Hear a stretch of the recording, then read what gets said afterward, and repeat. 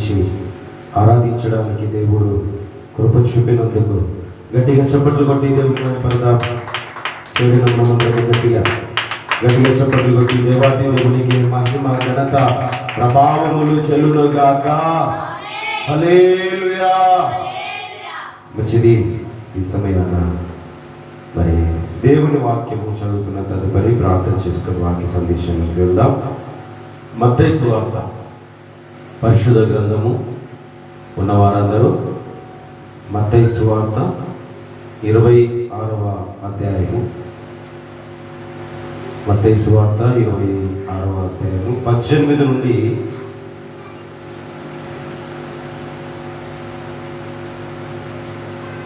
20 వచనాల వరకు చదువుతున్నాం.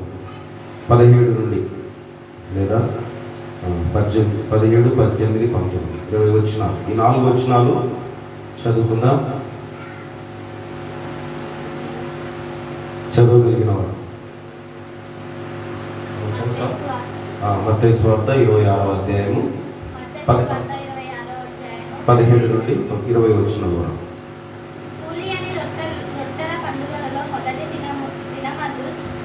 శిష్యులు యేసు వద్దకు వచ్చి మాట్లాడుచు, పస్కాను భుజించుటకు మేము నీ కొరకు ఎక్కడ స్థిరపరచగోరుచున్నామని అడిగిరి. అందుకు ఆయన మాట్లాడుచు, మీరు పట్టణమందున ఫలాని మనుషుడి వద్దకు వెళ్ళి, నా కాలము సమీపమై ఉన్నది, నా శిష్యులతో కూడా నీ ఇంట పస్కాను ఆదరించదనని బోధకుడు చెప్పుచున్నాడని అతనితో చెప్పాను.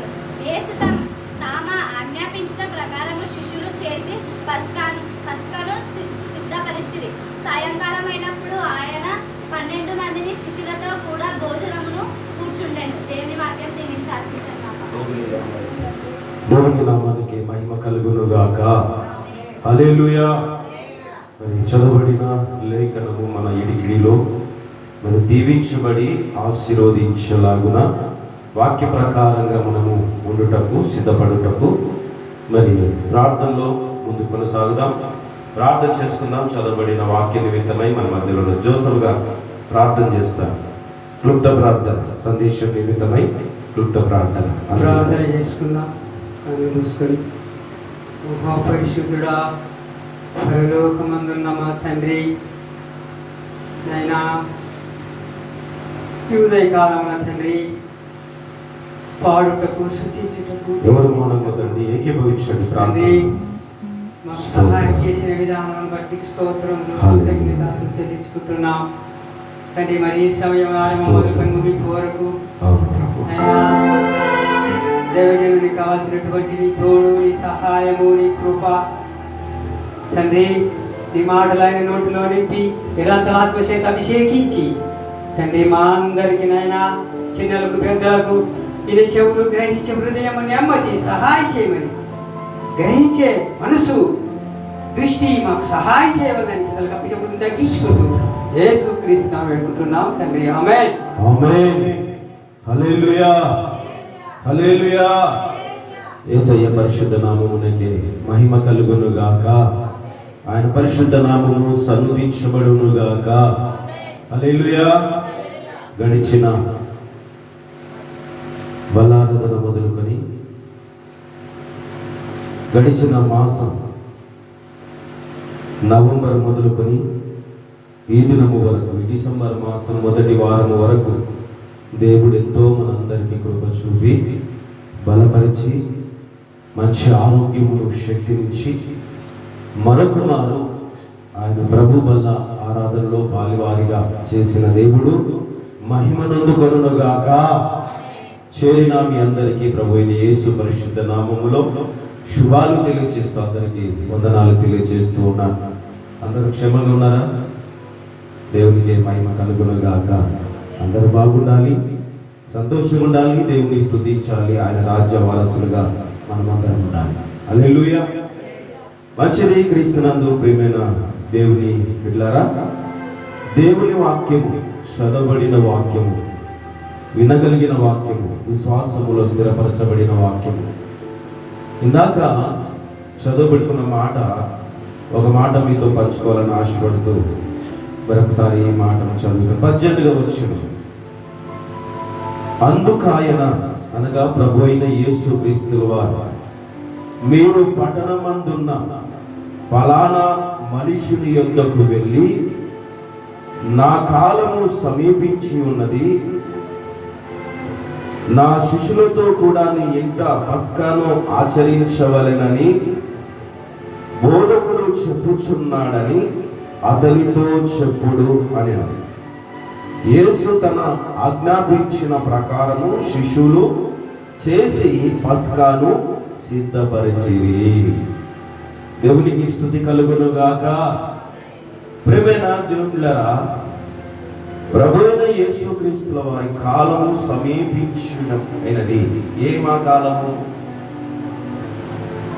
ఇక్కడ శిష్యులతో ఒక మాట చెప్తూ ఉన్నాడు. అయ్యా, పస్కా పండుగ ఉంది కదా, ఈ పస్కా పండుగ దినమున మనము మరి భోజనమును సిద్ధపరచుకోవడానికి, పస్కా భోజనమును భుజించుటకు మీరు వెళ్ళి, ఫలానా వ్యక్తి ఉంటాడు, ఆయన దగ్గరికి వెళ్ళి, ఆ వ్యక్తి మీ ఎదురు పడతాడు, అతని దగ్గరికి వెళ్ళి, అయ్యా నేడు నీ ఇంట పస్కా భోజనము సిద్ధపరచవలనని ప్రభు మాతో చెప్పాడు అని చెప్పి యేసు ప్రభుల వారు చెప్పి పంపించినప్పుడు నిజముగానే ప్రభు చెప్పినట్లుగానే వారికి ఆ వ్యక్తి ఎదురవుతాడు. అతని ఇంట్లోనికి వెళ్ళి పస్కా భోజనాన్ని సిద్ధపరుస్తారు. అయితే ఇక్కడ మనం గమనించవలసిన విషయం ఏంటంటే, కాలము సమీపించి ఉన్నది, నా కాలము సమీపించి ఉన్నది అని చెప్తూ ఉన్నాడు. అయితే పిల్లరా, ఏంటి ఆ కాలము అని మనం గ్రహించాలి. దేవుడికి స్తుతి కలుగును గాక. ఆయన మరణకాలము, ఎందుకంటే మానవుడిగా ఈ భూమి మీద నివాసం చేశాడు కాబట్టి. అమ్మ మీరు చేసుకుంటే వెళ్ళిపోతాం, మీరు దగ్గరికి వేసుకోండి, ఆ మధ్యలో వెళ్ళిపోతారు. ప్రైజ్ ది లార్డ్, హల్లెలూయా. క్రీస్తునందు ప్రియమైన దేవుని కాలము సమీపించబడి ఉన్నది. లేదంటే మీ ముగ్గురు చేశారు, ఇట్లా వెళ్ళిపోతారు. మీ ముగ్గురు మూడు చేశారు, ఆ లాస్ట్ ఈ మధ్య వెళ్ళిపోతారు. Okay, right. ఏమంటే మధ్యలో ఎక్కువ గ్యాప్ వస్తుందని. సరే సరే. ఇది రాబడిన మాట ఏమిటంటే, ప్రభు అయిన యేసు క్రీస్తు కాలం.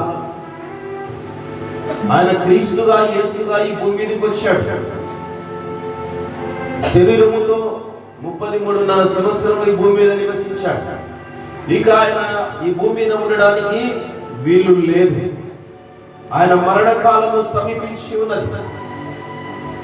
ప్రభువైన యేసుక్రీస్తు వారికి అర్థమైపోయింది, ఇక నేను మరణించబోతూ ఉన్నాను,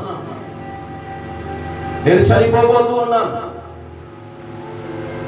కాబట్టి శిష్యులతో చెప్పాడు, పస్కా భోజనాన్ని సిద్ధపరచండి అయ్యా, ఇది చివరి భోజనం. దేవుని రాజ్యములో చేరినంత వరకు నేను ఈ భోజనమును మరలా నేను ముట్టను. మనమందరం ఒకటిగా చేరి దేవుని రాజ్య పస్కా భోజనాన్ని మరి చేస్తాం. ఇదే నీతో నేను చివరిగా భోజనం చేసేది. ఈ పస్కా భోజనాన్ని నేను చివరిగా. పస్కా పండగ ప్రియదేవులారా, అదొక పండగ, బలి అనిపించింది. ఆ దినములో ఏం చేశారంటే, పస్కా పండగ దినమున ప్రతి ఒక్కరూ బలి అర్పించి పండగ చేసుకునేవారు. పస్కా బలి పశువుగా మన ప్రభువైన యేసుక్రీస్తు వారు ఇక వధించబడుతూ ఉన్నాడు. ఆ దినమున, అది పస్కా పండగ దినమున. ఆ పండగకు చివరి రోజు రాత్రి శిష్యులతో కలిసి భోజనం చేయడానికి సిద్ధపరచమని చెప్పాడు. ప్రియమైన వారులారా, ఎప్పటికప్పుడు మనము కూడా సిద్ధపడుతూ ఉండాలి. ఎందుకంటే ఆయన శాంతి సమాధానములు ఇచ్చే దేవుడు. హల్లెలూయా. ఆయన శాంతిని మనకు అనుగ్రహించి వెళ్ళిన క్రీస్తు. ఆయన శాంతిని మనము అనుభవించే వారముగా మనం ఉండాలి అంటే ఆయన మాట ప్రకారంగా జీవించాలి. హల్లెలూయా. పిల్లరా, ప్రభు చెప్పిన మాట ప్రకారంగా శిష్యులు వెళ్ళారు, సిద్ధపరిచారు. ఆ పస్కా భోజన పండుగ మరి ఆ రాత్రి వాళ్ళు భుజించారు. ఆ రాత్రి ప్రభు అయిన యేసుక్రీస్తుల వారిని పట్టించాడు. ఎంతకు? ఆ పైన ఉంటుంది చూడండి. అప్పుడు 12 మందిలో ఒకడు ఇస్కరియోతు యూదా ప్రధాన యాజకుల యుద్ధకు వెళ్ళి మాట్లాడి, నేను ఆయనను అప్పగించిన ఎడల నాకేమి ఇద్దురని వారిని అడిగాను. అందుకు వారు 30 వెండి నాణ్యములు తూంచి వానికి ఇచ్చిరి. వాడప్పటి నుండి ఆయన అప్పగించుటకు తగిన సమయము కనిపెట్టుచూ ఉండేను. ఎవరండి ఆయన? ఎవరి ఆయన? ఎవరి ఆయన? ఇస్కరియోతు యూదే. ఎవరి ఆయన? ఎవరు ఈయన? శిష్యులలో ఒకడు. మనవారే మనకు ద్రోహం చేసి పక్కోడు ఎవడు చేయడు, అవునా కదా? మన పక్కన ఉన్న వారే గోతులు అవుతారు, మన పక్కన ఉన్న వారే ఆని తల పెడతారు, మన పక్కన ఉన్న వారే ఇబ్బందులు పాలు చేస్తారు. కానీ వాడి వైపు చూడవలసిన అవసరం ఎంత మాత్రం లేదు. దేవుని మాట ఏదైతే చెబుతూ ఉందో దాని వైపు మనం చూస్తే అపాకరంగా జీవించే వారు మనం ఉండాలి. ఇప్పుడు ప్రభువు తెలుసు వీడే నన్ను పట్టించేది అని. హల్లెలూయా. ఈ ఇస్కరియోతు యూదయే నన్ను పట్టించేవాడు. ఆయన ఎందుకు పక్కన పెట్టుకున్నాడంటే అతనిలో కాస్తైన మార్పు వస్తుందేమో అని. అతడు అన్నీ తెలిసినవాడు, అయినా డబ్బు సంచి చేతిలో ఉన్నందువల్ల అపేక్ష కలిగిన వాడై ఉన్నాడు. మార్పు రాలేదు. యూదాతో చెప్పాడు, నువ్వు అనుకున్న పని నీవు చెయ్యి. ప్రభువైన యేసుక్రీస్తుతో పాటు ఆ బలలో చేయి వేశాడు. గబగబ తిన్నాడు ఆ రాత్రి భోజనాన్ని, పస్కా భోజనముని. వెళ్ళిపోయాడు. సమయం దొరికింది, కనిపెట్టుచున్నాడుగా ఇదే మంచి సమయం. ప్రభు ఏమన్నాడు? నా కాలము సమీపించి ఉన్నది, ఇదే మంచి సమయం అని చెప్పేసి ఆడ ప్రభు చెప్పాడు కదా, నా కాలము సమీపించి ఉన్నది. ఇంకా అర్థమైపోయింది ఇస్కరియోతు యూదాకు అర్థమైపోయింది. ఈ రాత్రి ప్రభు మరలా మనం వెళ్ళే స్థలంలోనికి ఒంటరిగా ఆయన వెళ్ళిపోతాడు. అందుకే ఇస్కరియోతు యూదా త్వరగా వెళ్ళి ప్రభు చెప్పిన ప్రకారంగానే అతనితో పాటు యేసు ప్రభువు వారితో చేయి వేసి ఆ పస్కా భోజనాన్ని భుజించి వెళ్ళిపోయాడు. ఇదిగో పలానా చోట దొరుకుతాడు, త్వరగా వెళ్ళండి అని పర్మిషన్ ఇచ్చేసాడు. ఆ ప్రకారంగానే ప్రభు అయిన యేసుక్రీస్తుల వారిని వారు పట్టి బంధించి, ఒక దొంగను ఒక బందిపోతును బంధించినట్లుగా ఆయనను బంధించి తీసుకొని వచ్చారు. ఆయన అలాంటి వాడండి. యేసులో చెప్పాలి, ప్రభు అయిన యేసుక్రీస్తులు ఒక దొంగ, ప్రభు అయిన యేసుక్రీస్తుల వారు ఒక బందిపోట, ప్రభు అయిన యేసుక్రీస్తుల వారు ఏదైనా మరి అన్యాయం అక్రమంలో చేసిన వాడిగా కనబడ్డాడా? లేదు. ఎందుకని ఆయన అలా పట్టి బంధించి తీసుకొని వచ్చారు అంటే వారు కూడా ప్రభు అయిన యేసుక్రీస్తుల వారిని ఎప్పుడు కనబడతారా, ఎక్కడ దొరుకుతాడా ఆయన పట్టి చంపాలి. ఒకే ఒక కారణం చేత ప్రభు అయిన యేసుక్రీస్తుల వారు చంపారు. నేను దేవుని కుమారుడను అని చెప్పుకున్నందువల్ల. అది మాట వాళ్ళకు యూదులకు నచ్చలేదు. కానీ రక్షించుటకు యూదులను రక్షించుటకు వచ్చిన వాడే యేసుక్రీస్తు. యూదులకి మొదట ఈ రక్షణ ఇవ్వడానికి వచ్చాడు ప్రభు అయిన యేసుక్రీస్తుల వారు. కానీ ఈ యూదులు యేసుక్రీస్తుని ఏం చేశారంటే తృణీకరించేశారు. హల్లెలూయా. ఆయన చెప్పినది ప్రతిదీ వారికి వ్యతిరేకంగానే కనబడింది, ధర్మశాస్త్రమునకు విరోధంగానే కనబడింది. వారు ధర్మశాస్త్రాన్ని అనుసరించేవారుగా యూదులు ఉంటూ ఉన్నారు. కానీ ఇక్కడ యూదులకు ప్రభు అయిన యేసుక్రీస్తులు చెప్పిన బోధ అస్సలకి నచ్చలేదు. ధర్మశాస్త్రంలో 10 ఆజ్ఞలు ఉంటే ప్రభు అయిన యేసుక్రీస్తులు వారు 2 ఆజ్ఞలు చెప్పాడు. ఏమని ఆజ్ఞలు చెప్పాడు? నీ పూర్ణ హృదయంతో, నీ పూర్ణ వివేకముతో, పూర్ణ మనసుతో నీ దేవుని ప్రేమించవలేను. అందులో ఏమైనా తప్పు ఉందా? కాదు, నోటితో చెప్పండి. ఉందా? ఎలా లేదు చెప్పండి. అక్కడ చెప్పింది ఆయన మంచి మాటలే. అన్నిటికంటే ముఖ్యముగా మిగతా 9 ఆజ్ఞలు ఒకే మాటలో చెప్పాడు. నిన్ను వలె నీ పొరుగు వారిని ప్రేమించండి. ప్రభు ఒక మాట చెప్పాడు. ఆ దినమున మోషేతో 10 ఆజ్ఞలు ఇచ్చినప్పుడు, నేను తప్ప ఈ లోకములో దేవుడు ఎవరు లేరు. అందుకే ప్రభు యేసుక్రీస్తు వారు చెప్పిన మాట ఏంటి? నీ పూర్ణ హృదయంతో, పూర్ణ వివేకంతో, పూర్ణ మనసుతో నీ దేవుని ప్రేమించు. ఎవరిని ప్రేమించమన్నాడు ఆయన? నీ దేవుని ప్రేమించు అని చెప్పి, నిన్ను వలె నీ పొరుగు వారిని కూడా ప్రేమించు.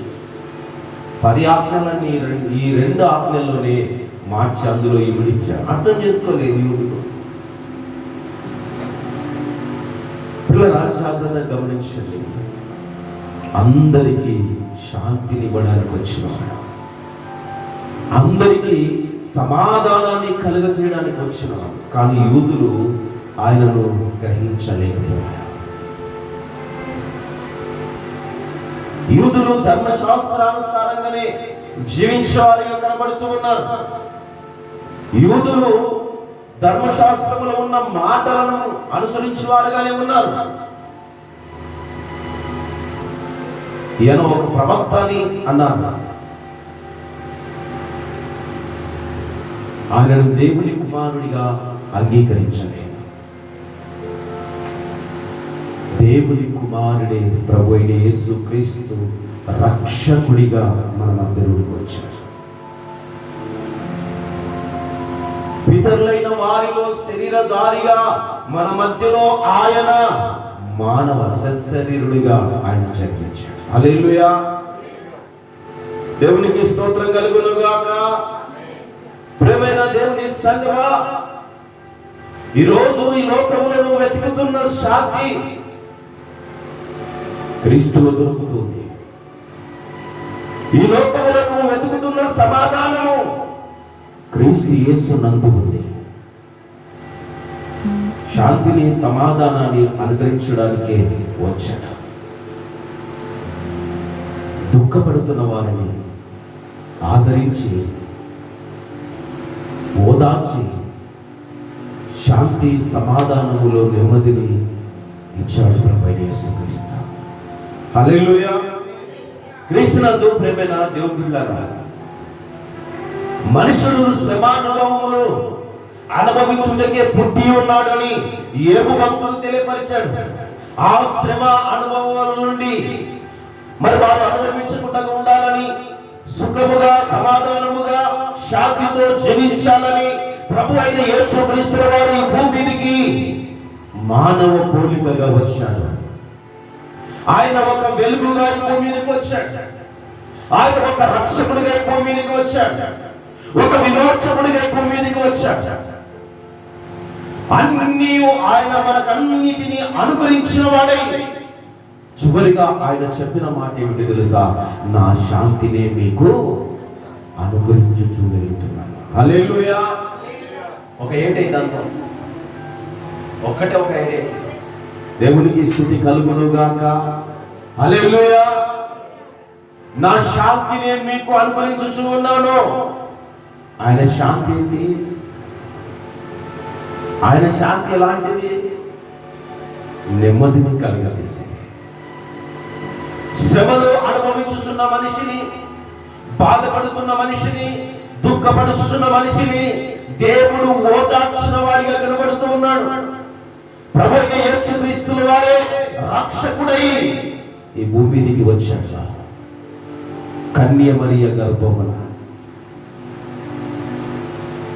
తన ప్రజలను ఆయన పాప విమోచన కలగజేయడానికి వచ్చాడు. దేవునికి స్తుతి కలుగును గాక. యేసుక్రీస్తు పుట్టింది మరణించడానికి కాదు. అవునండి, మరణానికి పుట్టుకకు మధ్య ఎంతో ఉండేది. అవునా? మనిషి కూడా పుట్టి మరణించడానికేనా? హల్లెలూయా. మనిషి పుట్టి మరణించడానికేనా? కాదు. మనిషి పట్ల దేవుడి ప్రణాళిక ఒకటి కలిగి ఉన్నాడు. ఆ ప్రణాళిక ప్రకారంగా జీవించాలి. ప్రభు అయిన యేసుక్రీస్తు పుట్టుక లోకమంతటికి మహానందం. ఎందుకంటే ఆయన పాప విమోచకుడు. ఒక మాటలో చెప్పాలంటే ప్రతిభ, ఆయన భుజముల మీద రాజ్యభారము ఉన్నది. భారం, ఈ భారం అంతా ఆయన భుజముల మీద మోపబడి ఉన్నది. ఆయన ఎలాంటి వాడంట? యెషయా గ్రంథ ప్రవక్త చెప్తాడు 6వ అధ్యాయం 9వ వచనం, లేదా చూడండి 6వ అధ్యాయం 9వ వచనంలో రాయబడిన మాట ఒకసారి చూడండి. ఏలయనగా శిశువు, చదవండి 6వ అధ్యాయం 9వ వచనం. కాదు 9 ఆగా 9 ఆగా. ఏలయనగా మనకు శిశువు పుట్టెను, మనకు కుమారుడు అనుగ్రహింపబడెను, ఆయన భుజముల మీద రాజ్యభారం ఉండెను. ఆశ్చర్యకరుడు, ఆలోచనకర్త, బలవంతుడైన దేవుడు, నిత్యుడగు తండ్రి, సమాధానకర్తకు అధిపతి అని అతనికి పేరు పెట్టబడేను. హల్లెలూయా. ప్రియమైన దేవుళ్ళారా, యేసుక్రీస్తు ప్రభుల వారే మన శ్రమల నుండి విడిపించడానికి ఆయన శ్రమలు సహించిన వాడిగా కనబడుతూ ఉన్నాడు. ఎందుకంటే ఆయన భుజముల మీద రాజ్యభారం, అనగా ఈ మనుషులందరి బాధ్యత ఆయనే వహించువాడై ఉన్నాడు. ఎలా వహించాడండి ఆయన? ఒక యుద్ధ సైన్యాన్ని తయారు చేసుకున్నాడా? ఏమండి, ఎక్కడికి వెళ్ళినా వారిని ఏమంటారు? బాడీ గార్డ్స్ ఎమ్మడి పెట్టుకొని వెళ్ళాడా? ఎక్కడికి వెళ్ళినా సమూహముగా వెళ్ళాడా? ఆయన రాజ్య వ్యాప్తి విస్తరణ కొరకై ఆయన అనేకులను తయారు చేశాడు. హల్లెలూయా. ఈ దినములో ఎలా ఉన్నారంటే వాడికి రక్షణగా, ఈ దినమున తమ వాడికి రక్షణగా మనుషులను ఏర్పాటు చేసుకుంటూ ఉన్నారు. కానీ ఆయన మనకే సుఖముగా, సంతోషముగా, సమాధానముగా, ఆనందముగా జీవించాలని ఆశతో చుట్టూ సమూహాన్ని ఏర్పరచుకుంటున్నారు. కానీ క్రీస్తు మాత్రము, యేసు ప్రభుల వారు మాత్రము అలాంటి పని అన్నటికీ చేయలేదు. అలాంటి కార్యములు ఎప్పుడు చేయలేవు. ఏదైనా ఆపద తలపెట్టుతున్నారు అని ఎరిగినప్పుడు సమాధానముగా అక్కడి నుండి ఆయన వెళ్ళిపోయాడు. ఇదిగో నా చుట్టూ ఇంతమంది ఉన్నారు కదా అని ఉసుగొల్పలేదు వచ్చిన వారి మీదకి. గొడవలకు దారి తీయలేదు ప్రభు. ఎందుకంటే ఆయన సమాధానకర్తకు అధిపతి. దేవునికి స్తోత్రం. హల్లెలూయా. ఆయన కుమారుడిగా ఈ భూమి మీదకి వచ్చాడు. దేవుడే కుమారుడిగా జన్మించాడు. ఎందుకంటే శాంతినివ్వడానికి, అశాంతిలో బ్రతుకుతున్న సమాజములకు, అశాంతిలో జీవిస్తున్న ప్రజలకు, అశాంతిని కలిగి ఉన్న వారికి శాంతిని ఇవ్వడానికి యేసుక్రీస్తు వారిగా వచ్చాడు. హల్లెలూయా. ప్రియమైన దేవుని సంగమా, ఈరోజు శాంతిని, సమాధానాన్ని అనుభవించలేని వారు, దాన్ని పొందుకోలేని వారు ఎందరో ఉన్నారు, బ్రతుకుతూ ఉన్నారు. యేసుక్రీస్తు పుట్టింది మరణించడానికి కాదు, తన ప్రజలకు రక్షణ, సమాధానము, శాంతిని ఇవ్వడానికని మనము తెలుసుకోవాలి. ఈ ప్రజలు తెలుసుకోవాలి, ఈ లోకము తెలుసుకోవాలి. యేసుక్రీస్తు మరణము ప్రజలందరిలో శాంతిని కలగజేసిందని తెలుసుకోవాలి. ప్రజలందరికీ నెమ్మదినిచ్చిందని తెలుసుకోవాలి. ప్రజలందరికీ విమోచన కలగజేసిందని తెలుసుకోవాలి. పుట్టినప్పుడు ఆనందిస్తూ ఉన్నారు, మరణించినప్పుడు దుఃఖపడుతూ ఉన్నారు.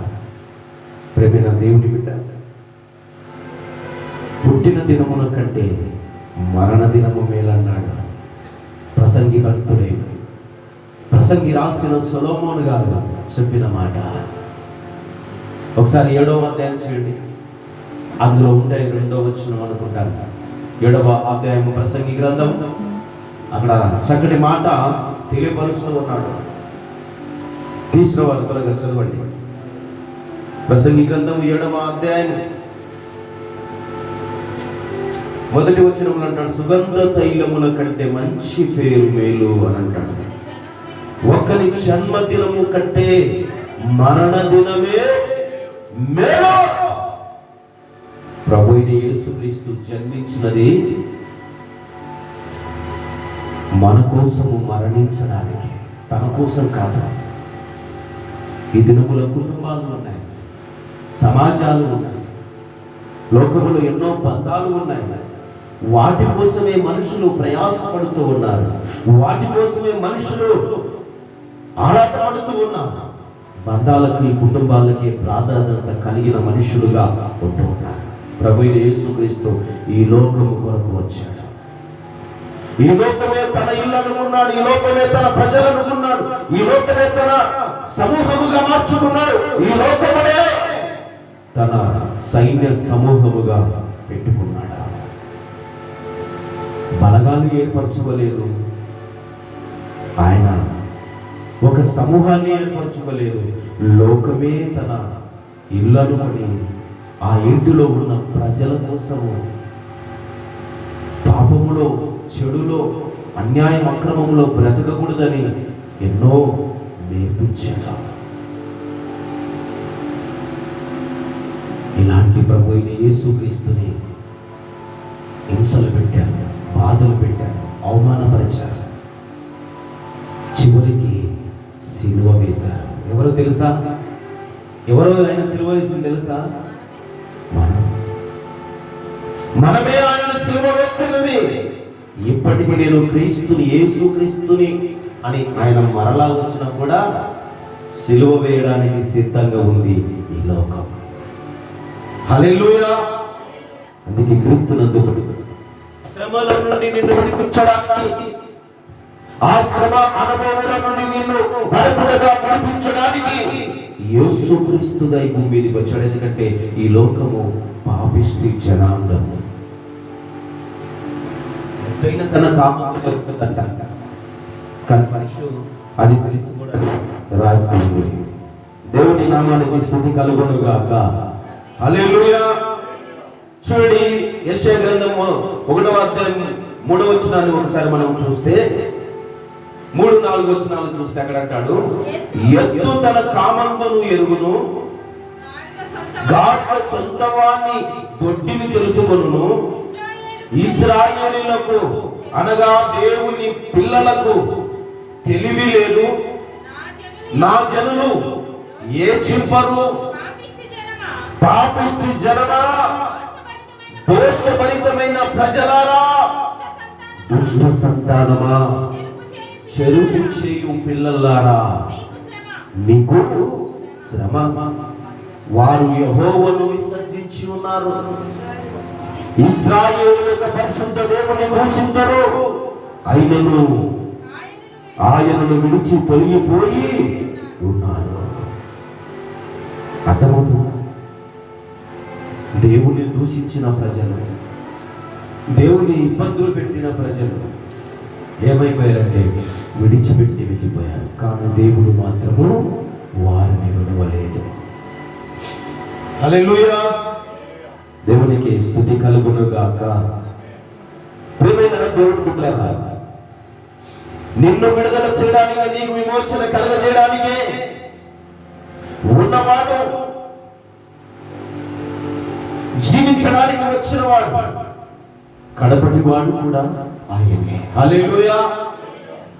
ఉన్నవాడు మొదటివాడు, కడపటివాడు ఆయనే, జీవించినవాడు కూడా ఆయనే.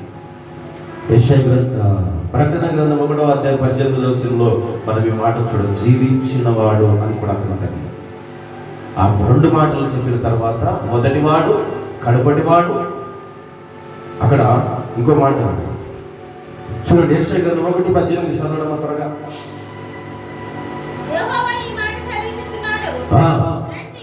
అమ్మ ఒక్క నిమిషం. ప్రకటన గ్రంథం 1వ అధ్యాయం. నేను మొదటివాడను, కడపటివాడను, జీవించువాడను, మృతుడనైతిని గాని ఇదిగో యుగ యుగములు సజీవుడనై ఉన్నాను. కొడదాం చెప్పండి.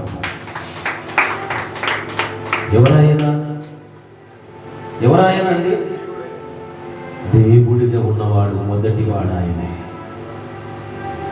చివరివాడు కూడా మనుషులందరిలో కాదు, అందరిలో, ఈ భూమి మీద దేవతలబడిన వారందరిలో కడపటివాడు కూడా ఆయనే. హల్లెలూయా. జీవించినవాడు ఆయనే. అలా ఒక మాట అంటాడు కదా, మృతుడనైతిని గాని అని అంటాడు. ఎవరైనా అండి మృతుడు? మృతుడైన దేవుడు మరలా లేవగలిగి ఉన్నాడు. ఈ లోకంలో ఎంతోమంది దేవతలు, దేవుళ్ళు అనబడిన 333 మంది, ఇంకా ఎన్నో ఉన్నాయి. అలా అనబడిన వారు ఈ భూమి మీద నివసించారు, కానీ మరణించారు, కానీ ఎవరు తిరిగి లేవలేదు. కానీ ఒకే ఒక మన ప్రభు అయిన యేసుక్రీస్తు వారే లేవగలిగినాడు. కొట్లా చెప్పండి. హల్లెలూయా. దేవునికి స్తుతి కలుగును గాక, దేవునికి మహిమ కలుగును గాక, సమస్త ఘనత మహిమ ప్రభావము ఆయనకే చెల్లును గాక. ఆయన చెప్పిన మాట ఏంటి? మొదటి వాడను, కడపటి వాడను, జీవించిన వాడను, మృతుడనైతిని గాని ఇదిగో యుగ యుగములు సజీవుడైనే. క్రీస్తునందు ప్రియ దేవుని బిడ్డ, ఎందుకు ఇలాగనే ఉన్నాడు ఆయన అంటే, తన ప్రజలకు శాంతిని, సమాధానాన్ని ఇచ్చి ఆయన మృతుడయ్యాడు. నా శాంతిని మీకు అనుగ్రహించుచున్నాడు. ఒక మాట చెప్తున్నాడు చూడండి. మరి ఈ మాటను రాస్తూ ఉన్నాడు లూకా భక్తుడు 1వ అధ్యాయం, లూకా సువార్త ఈ మాటను బాగా రాస్తూ ఆయన విషయాన్ని తెలియజేస్తున్నాడు. 1వ అధ్యాయం 75వ వచనం. 1వ అధ్యాయము 75వ వచనం, 76, 75 కలిసి ఉంటాయి లూకా సువార్తలో. బాగా గమనించుకున్నారా? ఇక్కడ మొదటిగా ఆ 75, 76 వచనాలు కలిపి ఉండి అక్కడ ఒక మాట రాస్తున్నాడు. ఆయన తన ప్రజలకు ఏం చేశాడంట? దర్శనమిచ్చి, అమ్మ చక్కటి వారికి విమోచన కలగజేసెను. అమ్మాయికి మధ్యలో వారికి విమోచన. విమోచన అంటే ఏంటి? అర్థమవుతుందా? విమోచన అంటే ఏంటి? జీవిత ఖైదు ఒకరికి పడింది. ఇప్పుడు జీవిత ఖైదు నుండి ఎవరు అతన్ని విడిపించలేదు. జీవితాంతంగా జైల్లోనే మగ్గిపోవాలి. మరణం ఇచ్చడం కూడా అక్కడే, మరణం కూడా అక్కడే, ఇంకా జీవిత ఖైదీ అంటే. ఇప్పుడు అతనికి క్షమాభిక్ష పెట్టి రాష్ట్రపతి క్షమాభిక్ష పెట్టి ఆయనను ఏం చేశాడు? ఆయన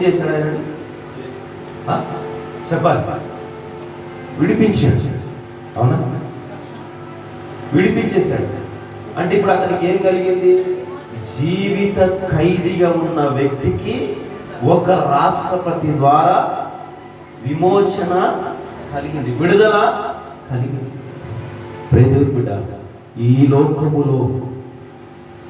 ఈ లోకములో పాప ఊబిలో కూరుకుపోయిన నిన్ను ఎవడు విడిపించలేకపోయినప్పటికీ, యేసుక్రీస్తుగా రక్షకుడిగా విమోచకుడిగా నిన్ను ఆయన రాజ్య వారసునిగా చేసుకోవడానికి తన ప్రజలమైన మనందరికీ విడుదల కలగజేశాడు. అక్కడ మాట చెప్పినాడు, ఏమంటున్నాడంటే తన ప్రజలకు దర్శనమిచ్చి వారికి ఏం చేశాడంట? విమోచన కలగజేశాను. ఎవరు పొందుకున్నారో విమోచన? ఎవరు పొందుకున్నారు? ఆయన ఆజ్ఞల ప్రకారంగా జీవించేవారు. దేవునికి స్తోత్రం, హల్లెలూయా. ఆయన ఆజ్ఞల ప్రకారంగా నడుచుకున్నవారు, ఆయన ఆజ్ఞలను అనుసరించేవారు, ఆయన ఆజ్ఞల ప్రకారంగా జీవించేవారు, ఆయన చెప్పిన ప్రకారంగా నడుచుకున్నవారు, వారు మాత్రమే విమోచన పొందుకోగలుగుతున్నారు. కానీ ఆ విమోచన ఎవరికంటే? అందరికీ.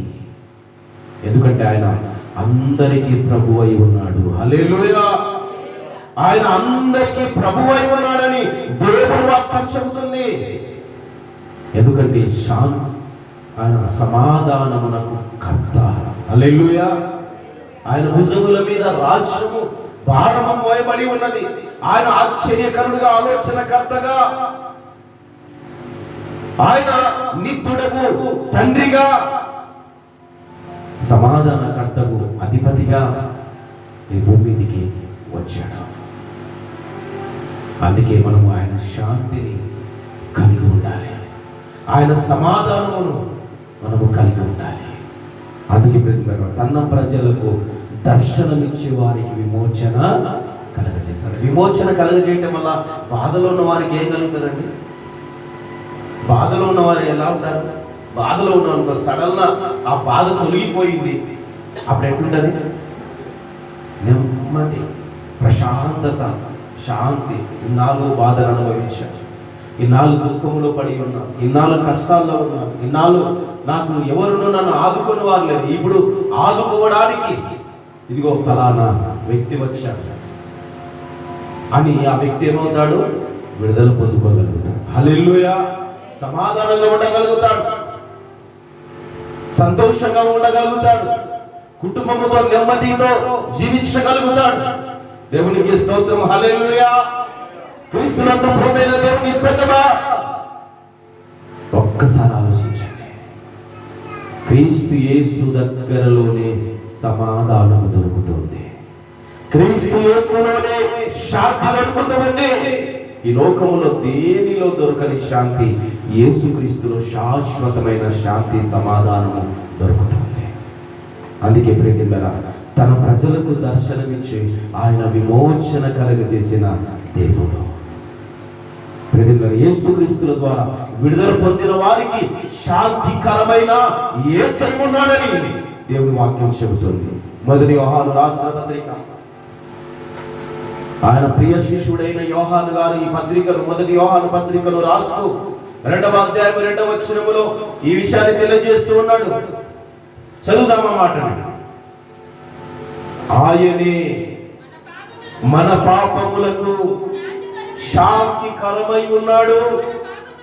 మన పాపములకు మాత్రమే కాదు, సర్వలోకములకు శాంతికరమై ఉన్నాడు. కొడదాం చెప్పండి.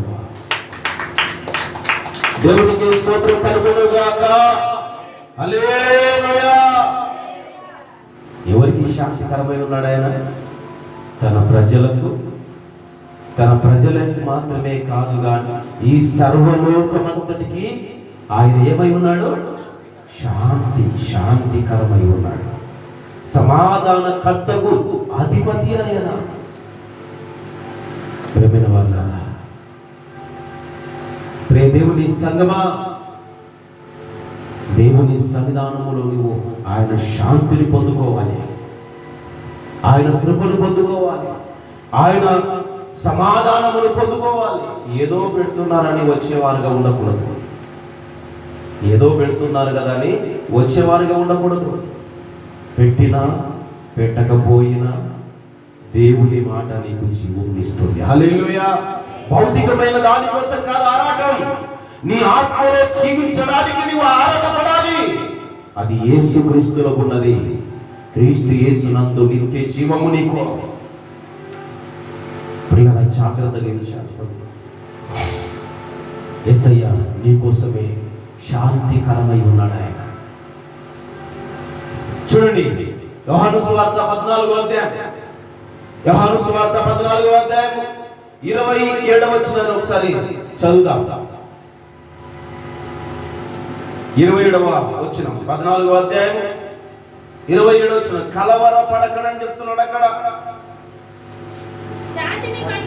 శాంతిని మీకు అనుగ్రహించుచు ఉన్నాను, నా శాంతినే మీకు అనుగ్రహించుచు ఉన్నాను. లోకమిచ్చినట్టుగా కాక నేను మీకు అనుగ్రహించటలేదు. మీ హృదయము కలవరపడనివ్వకుడి, వేరవనివ్వకుడి. హల్లెలూయా. ఇప్పుడు చాలా మంది హృదయాలు వేరవుతున్నాయి, వేరైపోతూ ఉన్నాయి. చాలా మంది హృదయాలు దేవునికి దూరమైపోతూ ఉన్నాయి. ఏదో పెడతారంటే మందలుగా వస్తారు, కానీ దేవుని వాక్యం చెప్పబడుతున్నది, వినబడుతున్నది అంటే ఎవరు వస్తారు తెలుసా? దేవునికి విధేయులైన వారు మాత్రమే. సుఖంగా జీవించేవారు, తిండిపోతులు దేవుని మాటలు వినడానికి నిరాకరిస్తారు. హల్లెలూయా. ప్రియమైన వారు, దేవుని మాట వినుగోరు వారు పస్తులు ఉండి దేవుని మాటలు వినడానికి వేగిరపడతాడు. దేవుని సన్నిధిలో దేవుని సంతోషాన్ని అనుభవించడానికి కష్టాన్ని అనుభవించకు, కష్టములు లెక్క చేయక దేవుని సన్నిధికి నడవగలుగుతారు. ప్రియరా, ఇక్కడ చెప్పబడిన మాట ఏమిటంటే, నా శాంతినే మీకు అనుగ్రహించుచు ఉన్నాను. కలవరమొద్దు. కానీ ప్రతి మనిషికి ఒక కలవరం. ఈరోజు ఆదివారం కదా, ఏం చేశారు? ఈరోజు శుక్రవారం కదా, ఏం పెడుతున్నారు? ఏమి ఇస్తూ ఉన్నారు? ఇగో పండగ కదా, ఏమి ఇస్తున్నారు? ఏం చేసి పెడుతూ ఉన్నారు? దీనికోసమే హృదయంలో కలవరము, అలజడి రేపుకుంటూ ఉన్నారు. ఏదో ఇస్తారని, ఏదో పెడతారని నువ్వు దేవుని సన్నిధికి రావద్దు. దేవుని వాక్యము వినబడుతున్నప్పుడు నీ హృదయమును కలవరపడనివ్వకుండా, దేవుని పైన నీ హృదయమును ఉంచుకోకుండా, వేరు చేసుకోకుండా ఎప్పుడులాగే దేవుని సన్నిధికి నడవాలి.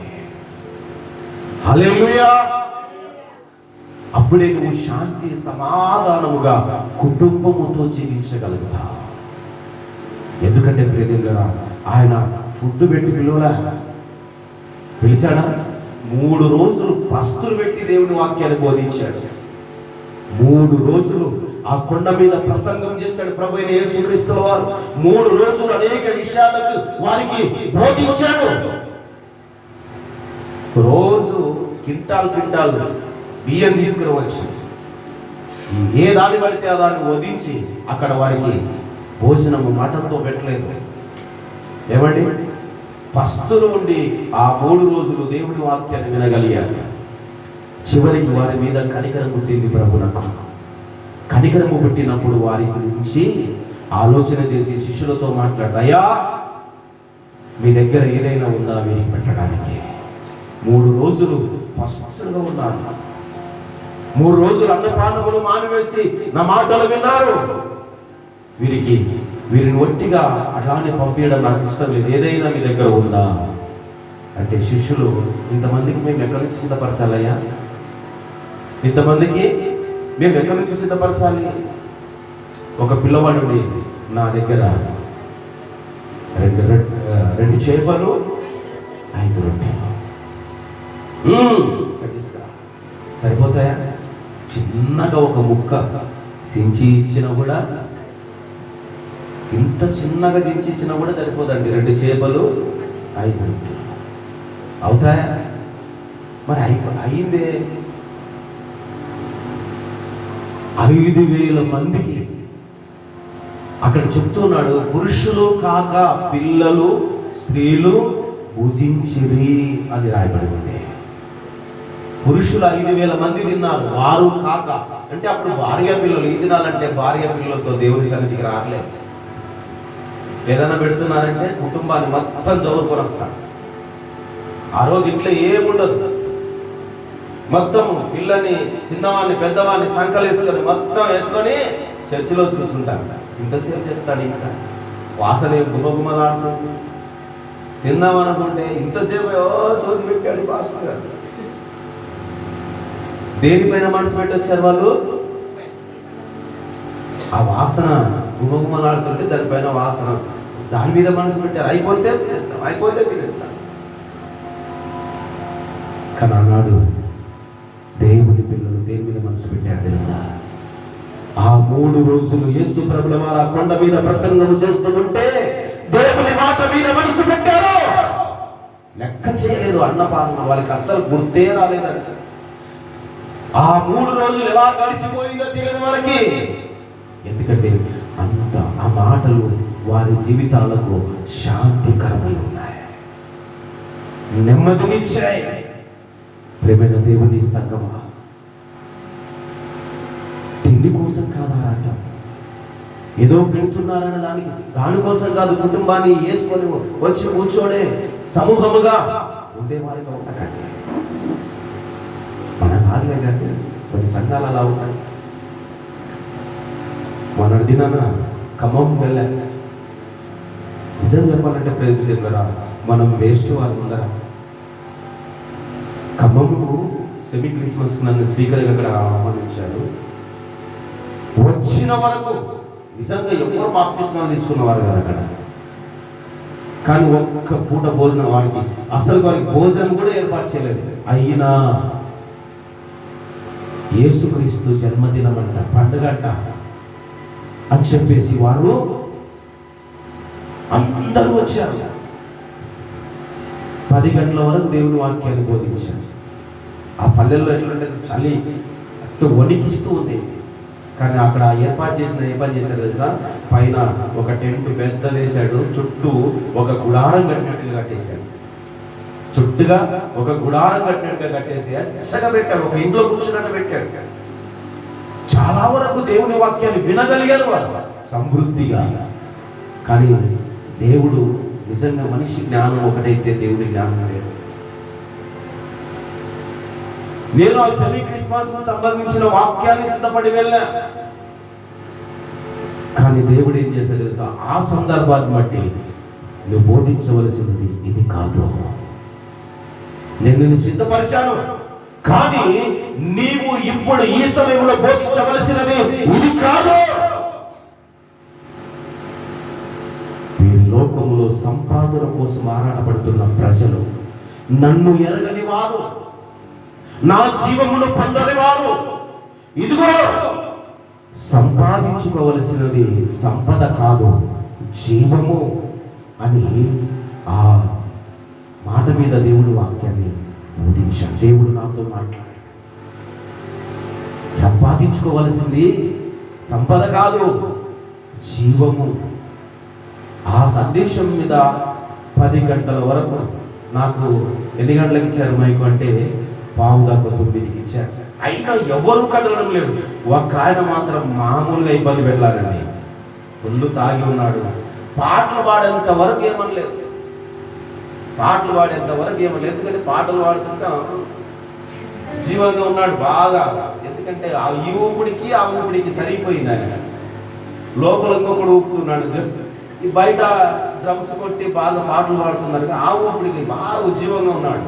వాక్యం మొదలయ్యింది, అర్ధగంట అయింది, మనోడికి వచ్చి నిద్ర తట్టింది. సాధారణ వదలలేదు. వాడి పని అదే, నా పని అదే. ఎందుకంటే ఆ సందేశము దేవుడు మాట్లాడుతున్నాడు. నేను కాదు, హల్లెలూయా. ఆ సందేశము దేవుడు మాట్లాడాడు. నువ్వు ఈ లోకంలో సంపాదన కోసం ఆరాటపడుతున్నావేమో, ఈ లోకంలో నిత్య జీవాన్ని నువ్వు కోల్పోతున్నావు అని ఒక్కసారిగా దేవుడు గద్దిస్తే వచ్చారండి అందరూ వచ్చారు. అప్పటి వరకు సుమారుగా కొంతమంది కనపడ్డారు, తర్వాత అందరూ వచ్చారు. చాలా వరకు వచ్చి కూర్చున్నారు. కూర్చొని దేవుని మాటలు వినగలిగి సమృద్ధిగా వినగలిగారు. వారి ఎవరు నమ్మిన వారు కాదు.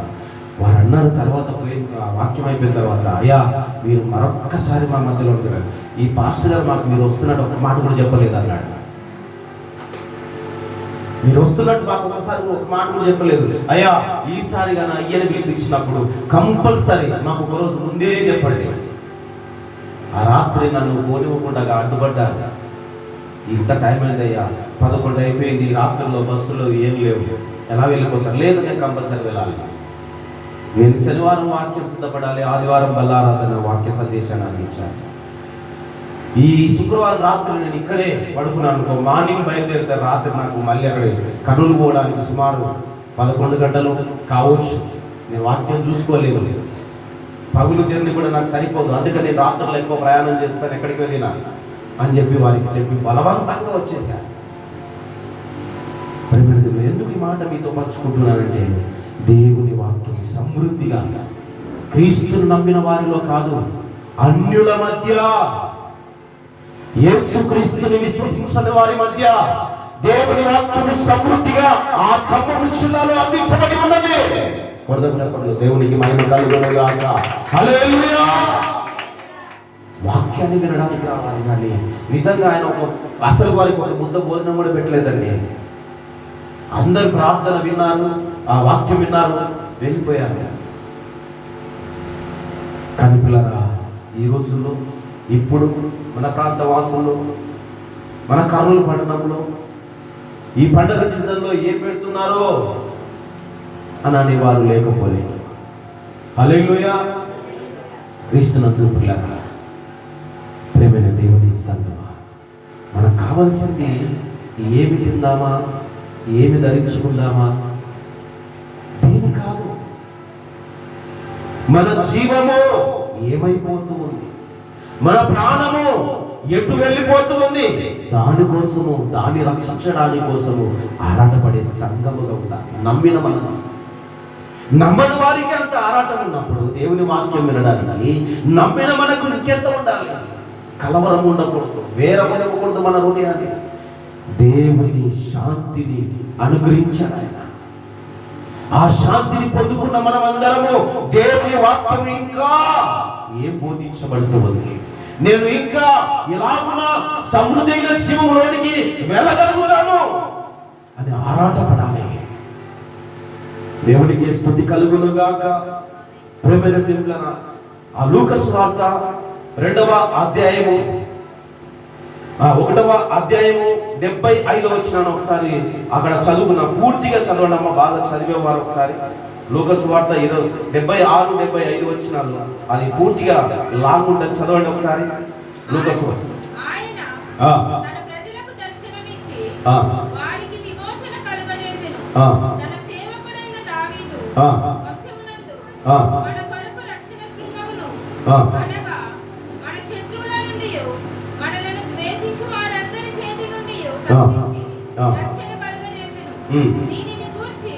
ఆయన ఆది నుండి తన పరిశుద్ధ ప్రవక్తల నోట పలికించెను.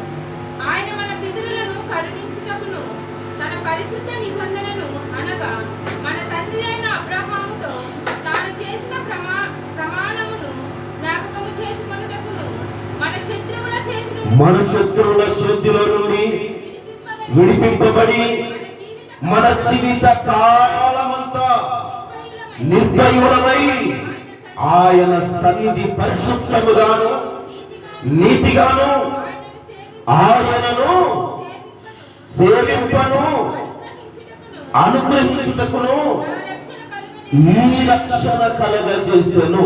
చెప్పట్లో దేవునికి స్తుతి కలుగునుగాక. దేవుని నామమునకు మహిమ కలుగునుగాక. తన ప్రజలకు రక్షణ ఎందుకు? ఎంతో మంది ఇబ్బందుల పాలవుతూ ఉన్నారండి.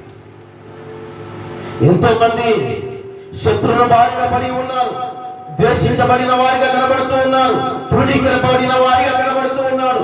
వారందరినీ విడిపించడానికి, రక్షణ కలగజేయడానికి ప్రభు అయిన యేసుక్రీస్తుల వారు మనకు తోడుగా వచ్చాడు. హల్లెలూయా. మనకు తోడుగా వచ్చాడు. ఆయనకు ఇమ్మానుయేలు అని పేరు పెట్టబడును అని రాయబడి ఉంది.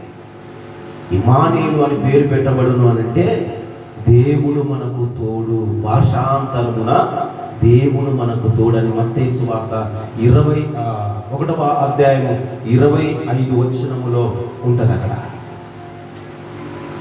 లేదా 22 నుంచి చూస్తే అక్కడ మనకు ఆ మాట కనబడుతుంది. ఆయనకు యేసు అని పేరు పెట్టాడు.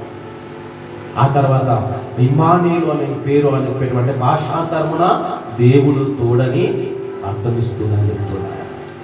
అంటే దేవుడే మనకు తోడుగా వచ్చాడు. ఎందుకంటే మనం ఎలా ఉండడానికంట నిర్భయులమై ఆయన సన్నిధి పరిశుద్ధముగాను నీతిగాను ఆయన్ని సేవించడానికి, శాంతిని అనుగ్రహించడానికి, రక్షణ కలుగజేయడానికి ప్రభువైన యేసుక్రీస్తే భూమి మీదకి వచ్చాడు. హల్లెలూయా.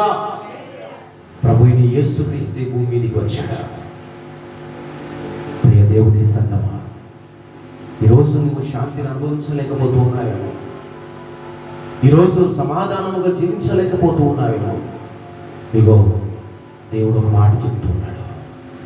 ఈ లోకంలో నువ్వు ప్రయాసపడుతున్న బిడ్డ నా ఎద్దుకు రా.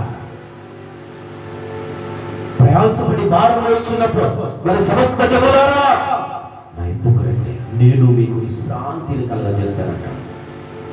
ఏ శాంతి అది? ఏమా? విశ్రాంతి. విశ్రాంతి అంటే ఏంటి? నెమ్మది. అవునా? విశ్రాంతి అంటే ఏంటి? నెమ్మది. నెమ్మది అంటే విశ్రాంతి. విశ్రాంతి అంటే నెమ్మది, నెమ్మది అంటే విశ్రాంతి. అంటే రెండింటికి మధ్యలో చాలా ఉందిగా. దాన్ని పొందుకోవడానికి, నెమ్మది పొందుకోవడానికి కష్టాలు ఉన్నాయి, ఇబ్బందులు ఉన్నాయి, ఆపదలు ఉన్నాయి, సమాధానం లేని జీవితాలు ఉన్నాయి. వాటన్నిటి నుండి విడుదల కలగజేయడానికి, రక్షణ కలగజేయడానికి, ఆయన సన్నిధిలో మనం నిలబడడానికి మనల్ని నిర్భయులుగా ఆయన చేసి ఉన్నాడు. సమాధాన కర్తకు అధిపతి ఆయన. అందుకే తన ప్రజలకు దర్శనమిచ్చి వారందరికీ విమోచన, అనగా తన ప్రజలమైన మనందరికీ విమోచన. దేవునికి స్తుతి కలుగునుగాక. తన ప్రజలమైన మనందరికీ విమోచన కలగజేశాడు. ఆ విమోచన పొందుకున్న వారు సమాధానముగా జీవించగలుగుతారు. అవునా కదా? విమోచన పొందుకున్న వారందరూ సమాధానంగా జీవించారు. ఈ రోజుల్లో సమాధానం లేని వారు ఎంతమంది లేరు అంటే వారు దేవుని నమ్మడం లేదు, విశ్వసించడం లేదు. ఒక మాట చెప్తున్నారు, నీ భారమంతా యెహోవా మీద మోపము, నీ పనుల భారమంతా యెహోవా మీద మోపము. ఆయన మీద మోపితేనే నేను ఎప్పుడు కష్టపడాల్సిందేగా, నేను ఎప్పుడు బాధపడుతూనే ఉండాల్సిందిగా. తీరుస్తాడా అంటే నమ్ము వానికి సమస్తము సాధ్యమే. నమ్మే ప్రతి వానికి సమస్తము సాధ్యము. క్రీస్తు యేసునందు ఉన్నవాడు నూతన సృష్టిగా ఉన్నవాడు నమ్ముతాడు క్రీస్తుని. దేవుడే నాకు సమాధానాన్ని ఇవ్వగలడు, దేవుడే నాకు నెమ్మదిని ఇవ్వగలడు, దేవుడే నాకు శాంతిని ఇవ్వగలడు అని నమ్ముతాడు. ఎందుకంటే ఆయన ఏమై ఉన్నాడంట? యోహాను సువార్తలో చెప్తున్నాడు కదా, ఆయన ఏమై ఉన్నాడంట? మొదటి యోహాను సువార్త పత్రికలో రాస్తున్నాడు 2:2 ఏమంటాడు? శాంతికరమై ఉన్నాడు. ఎవరున్నారు శాంతికరమై? ఎవరు చెప్పాలి? అందరు శాంతికరమై ఎవరే ఉన్నారు? నేనా? ఇంకెవరన్నా? యేసుక్రీస్తుల వారు శాంతికరమై ఉన్నాడు. హల్లెలూయా. అందుకే ప్రజలు ఆయన చెప్తున్నాడు, శాంతిని మీకు అనుగ్రహించి వెళుతూ ఉన్నాను, శాంతిని మీకు అనుగ్రహించి వెళుతూ ఉన్నాను. అడుగు మాట అంటాడు, నా శాంతిని. పుట్నోట్లో ఆ 3వ అక్షరంకి కింద ఒక మాట ఉంటుంది. ఒక మాట చూడండి అక్కడ, యోహాను సువార్త 14:27లో శాంతిని అనకాడ 3 అనే అక్షరం ఉంటుంది.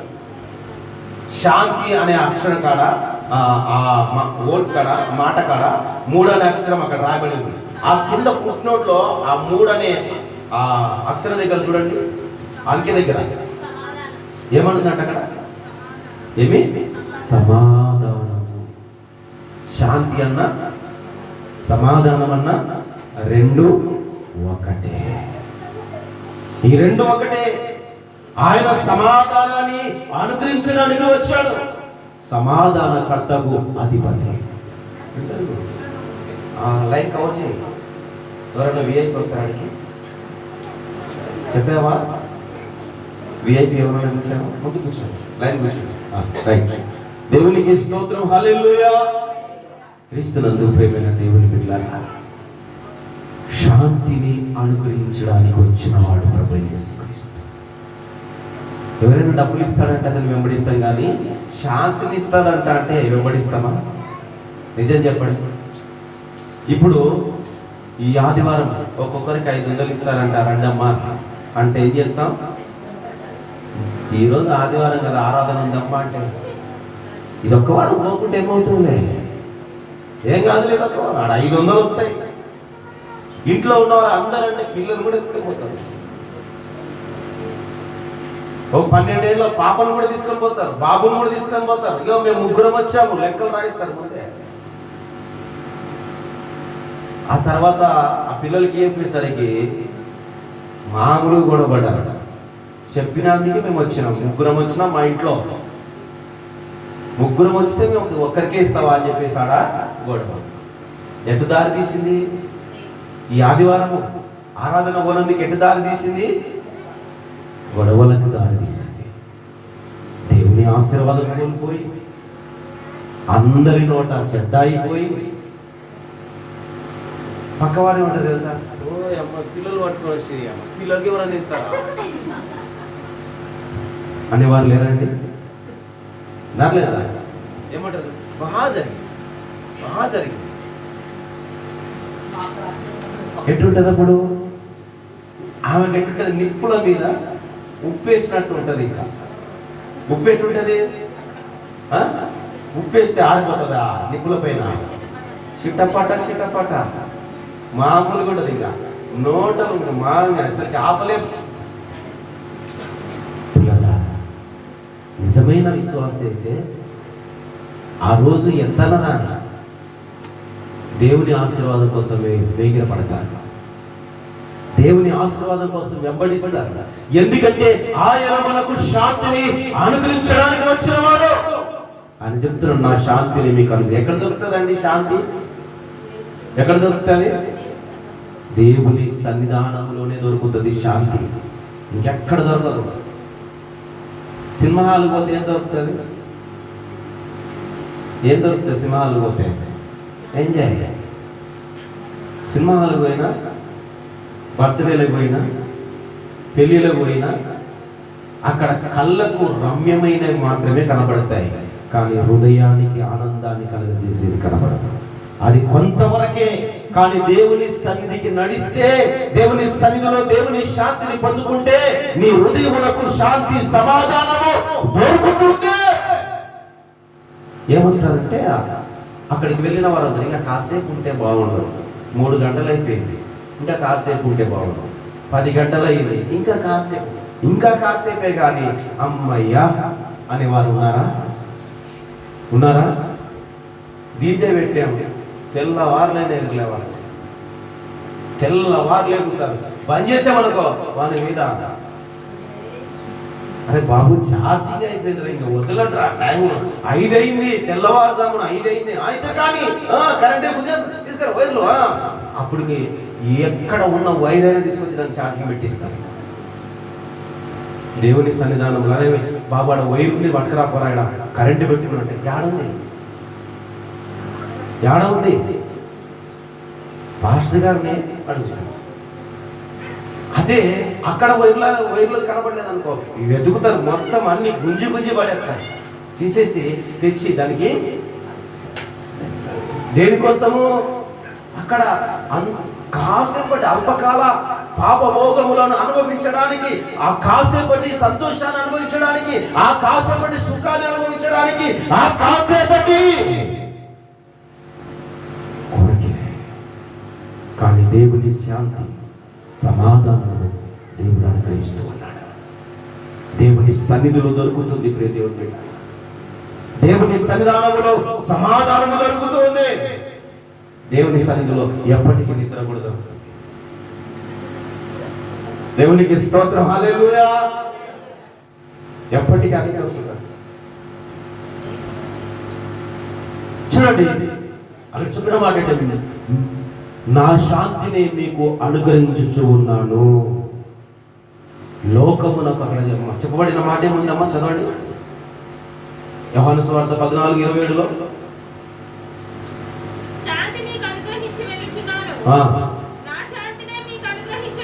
ఎవరి శాంతి అంటే అది? నా శాంతి, నా సమాధానం మీకు అనుగ్రహించి వెళ్ళుచు ఉన్నాను. లోకం ఇచ్చినట్టుగా నేను మీకు అనుగ్రహించలేదు. లోకం ఇచ్చినట్టుగా ఆయన ఇవ్వడం లేదండి. లోకం ఏమిస్తుంది? కొంతదే, అల్పం అంటే కొంచెం చిన్నది. ఏదైనా కానీ ఇస్తే లోకం ఇచ్చేది అంటే చిన్నదే, అది కొంతవరకు నిలిచేది ఇస్తుంది, శాశ్వతంగా ఇవ్వదు. అందుకే అంటున్నాడు, లోకం ఇచ్చినట్టుగా నేను మీకు ఇచ్చుట లేదు. నా శాంతి, ఆయన శాంతి ఎలా ఉంటుంది చెప్పండి? శాశ్వత కాలం. ఆయన ఎప్పటికీ సమాధానంగా ఉండేవాడు, ఎప్పుడు శాంతితో జీవించేవాడు. ఎప్పటిదాకా? ప్రకటన గ్రంథంలో ఇందాక ఒక మాట చదువుకున్నాం, యుగ యుగములు అని ఉంది. ఆయన ఏమంటాడు? యుగ యుగములు జీవించువాడై ఉంటాడు ఆయన. అంటే యుగ యుగములు ఆయన జీవిస్తున్నాడంటే ఆయన శాంతితో ఉన్నవాడు. ఆయన మృతుడై తిరిగి లేచినవాడు, జీవించినవాడు, మొదటివాడు, కడపటివాడు. యుగ యుగములు సజీవుడైన దేవుడు ఆయన. ఆయన సమాధానంగా ఉన్నాడా చెప్పండి? కష్టాలు ఉన్నవాడు ఏదో ఒకటి చేసుకొని పొడక్కంటాడు. బాధలో ఉన్నాడు, ఏదో ఒకటిది తాగేసి అర్ధంతర మరణాన్ని తెచ్చేసుకుంటాడు. పిల్లరా, మనుషులు సమాధానంగా జీవించలేరు, కానీ దేవుని పిల్లలు మాత్రము ఆయనను పొంది ఉంటే, ఆయనను కలిగి ఉంటే సమాధానము, శాంతి దక్కుతుంది. అది కొంతకాలానికి ఉండదు, చివరి దాకా ఉంటుంది, అంతము వరకు ఉంటుంది అది. అందుకే ఆయన శాంతిని మనము పొందుకోవాలి అని రాయబడింది. చూడండి పిల్లరా, ఆయన శాంతి అపోస్తలుడైన పౌలు గారు చెప్తున్న ఆయన శాంతిని గురించి ఫిలిప్పీలకు రాసిన పత్రిక 4:7.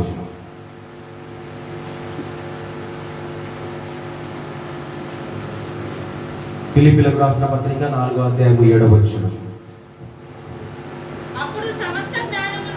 అప్పుడు సమస్త జ్ఞానమునకు మించిన దేవుని సమాధానము యేసుక్రీస్తు వలన మీ హృదయములకు, మీ తలంపులకు కావలి ఉండును.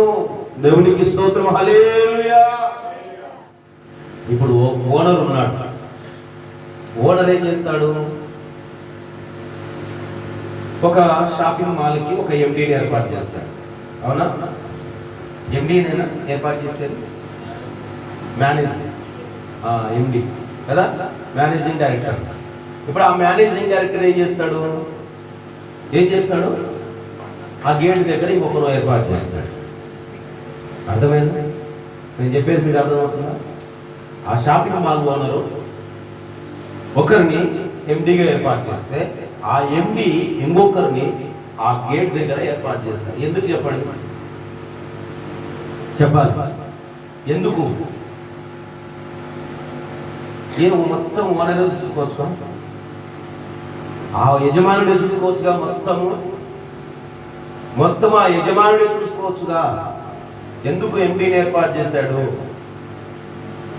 అంటే, తన బాధ్యతలో కొంత అతను కూడా ఆ బాధ్యత వహించాలి.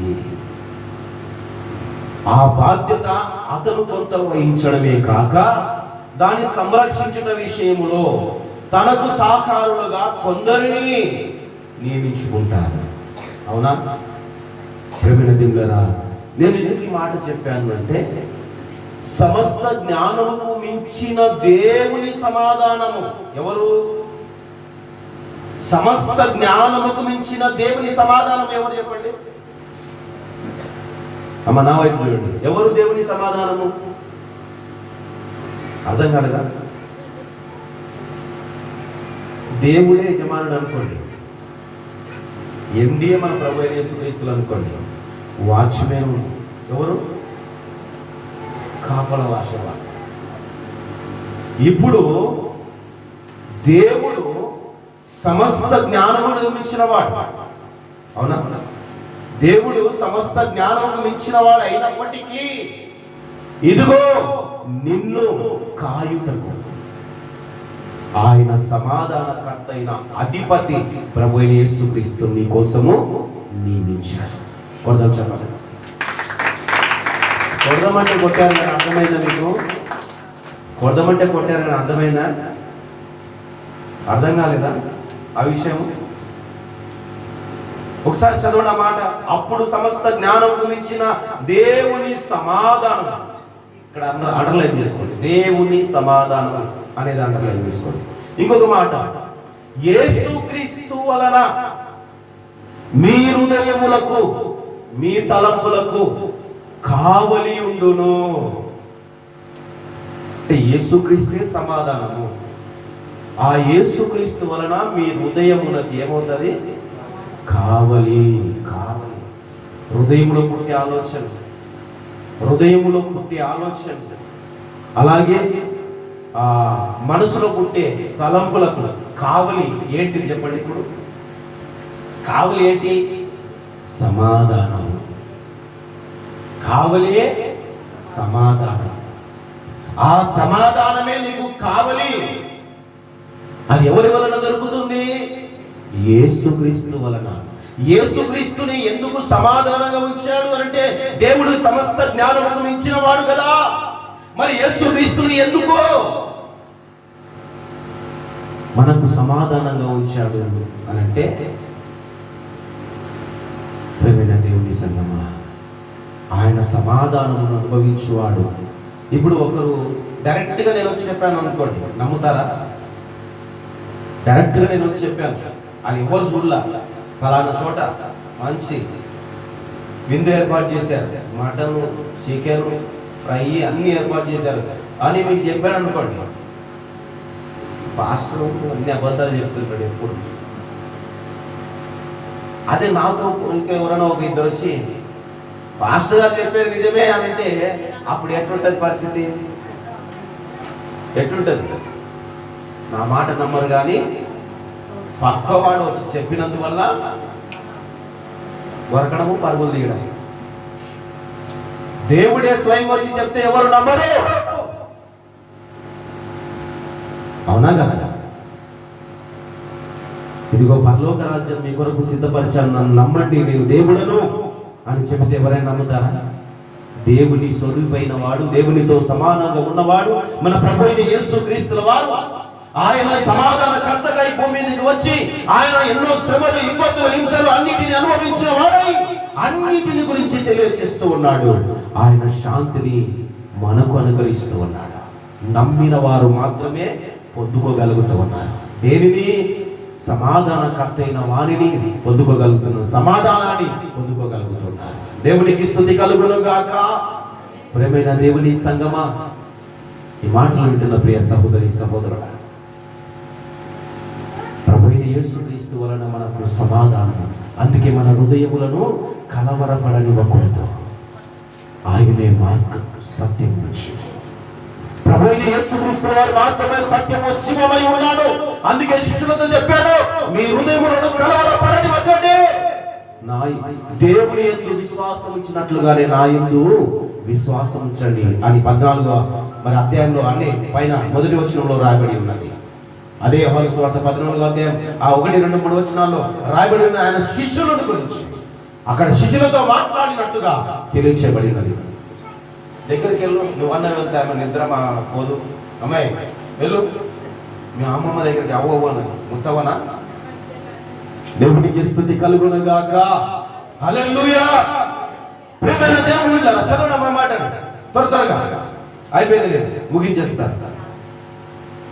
14, 1, 2, 3 యోహాను సువార్త.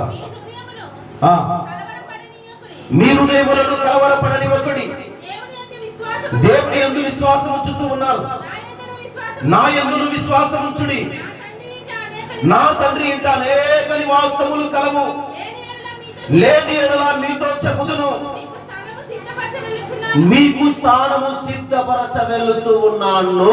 దేవునికి స్తోత్రం. హల్లెలూయా, హల్లెలూయా. ఏం సిద్ధపరచడానికి వెళ్ళాడండి ఆయన? ఆయన చెప్పిన మాట ఏంటి? నా శాంతిని మీకు అనుగ్రహించి వెళుతూ ఉన్నాను. దేనికి వెళ్ళాడు ప్రభు అయిన యేసుక్రీస్తు? దేనికి? నా కాలము సమీపించినది, పస్కా భోజనము సిద్ధపరచండి, ఫలానా అని ఇంట్లో ఆ పస్కా భోజనము సిద్ధపరచండి అని చెప్పాడు. అన్నిటికంటే ముఖ్యముగా ఇవన్నీ జరగడానికి ముందుగా ఆయన చెప్పిన మాట, నా శాంతిని మీకు అనుగ్రహించి వెళుతూ ఉన్నాను. ఇదిగో నా కాలము సమీపించి ఉన్నది, ఇదిగో ఇది నేను మీతో చివరిగా నేను భోజనం చేసేది. కాబట్టి ఒకడు మీరు వెళ్ళండి, ఒకడు మీ ఎదుట ఒకడు వస్తాడు, వాని ఇంట్లో ఈ భోజనం సిద్ధపరచండి. ప్రియమైన దేవుళ్ళ, సమాధానకర్తకు అధిపైన ప్రభు అయిన యేసుక్రీస్తు వారు ఆయన కాలము సమీపించినప్పుడు తెలియచేయబడిన మాటలు, పస్కా భోజనాన్ని సిద్ధపరచండి. ఆయన వెళ్ళడానికి సిద్ధపడుతూ శిష్యులతో మాట్లాడు, నా శాంతి మీకు అనుగ్రహించుతూ ఉన్నాను, కలవరపడకండి, జడియకండి, బెదరకండి. నా శాంతిని మీరు పొందుకోగలిగితే సమాధానముతో జీవించగలుగుతారు అని ప్రభు చెప్పాడు. అందుకే ప్రియులారా, ఈరోజు ప్రభు బల్ల ఆరాధనలో మనం పాల్పంపులు పొందాం. ప్రభు భుజించిన భోజనం, ప్రభు సిద్ధపరచబడిన భోజనం, తన శరీరమును తన రక్తమును ద్రాక్షరసముగా రొట్టెగా మార్చిచ్చినది ఎవరి కోసం తెలుసా? మనకు సమాధానం ఇవ్వడానికి. ప్రభు అయిన యేసుక్రీస్తు తన మరణమును మనము ప్రచురించడానికి. ఎవరు అంటే సమాధానం పొందుకున్నవారు, ఆయన శాంతిని పొందుకున్నవారు, ఆయన రక్షణ పొందుకున్నవారు, శత్రు బారి నుండి విడిపించబడిన వారు, ఆయన యందు విశ్వాసం కలిగిన వారందరూ, ప్రభు అయిన యేసుక్రీస్తుని సమాధానం పొందిన వారందరూ ఈ పస్కా భోజనములో అనగా ప్రభు సిద్ధపరచబడిన ఈ ప్రభు బల్లలో పాలివారముగా మనం ఉండాలి. దేవునికి స్తోత్రం కలుగును గాక. 26వ అధ్యాయం మత్తయి సువార్త 26వ అధ్యాయం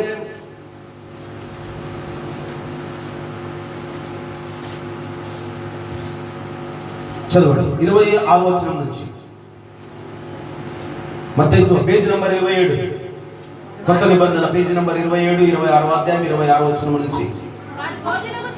వారు భోజనము చేయుచుండగా యేసు ఒక రొట్టె పట్టుకొని దానిని ఆశీర్వదించి విరిచి ఆయన శిష్యులకిచ్చి మాట్లాడుతూ ఉన్నాడు, మీరు తీసుకొని తినుడి, ఇది నా శరీరం అని చెప్పారు.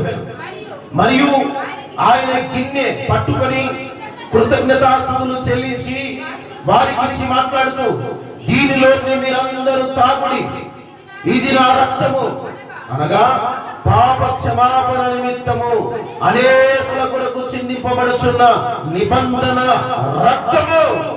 నా తండ్రి రాజ్యములో మీతో కూడా నేను ఈ ద్రాక్షరసమును కొత్తదిగా త్రాగు దినము వరకు ఇకను దానిని త్రాగునని మీతో చెప్పుచున్నాను. అంతటా వారు కీర్తన పాడుచు ఒలీవ కొండకు వెళ్ళిరి. దేవునికి స్తోత్రం. హల్లెలూయా. మనం ఎక్కడికి వెళ్ళాలి?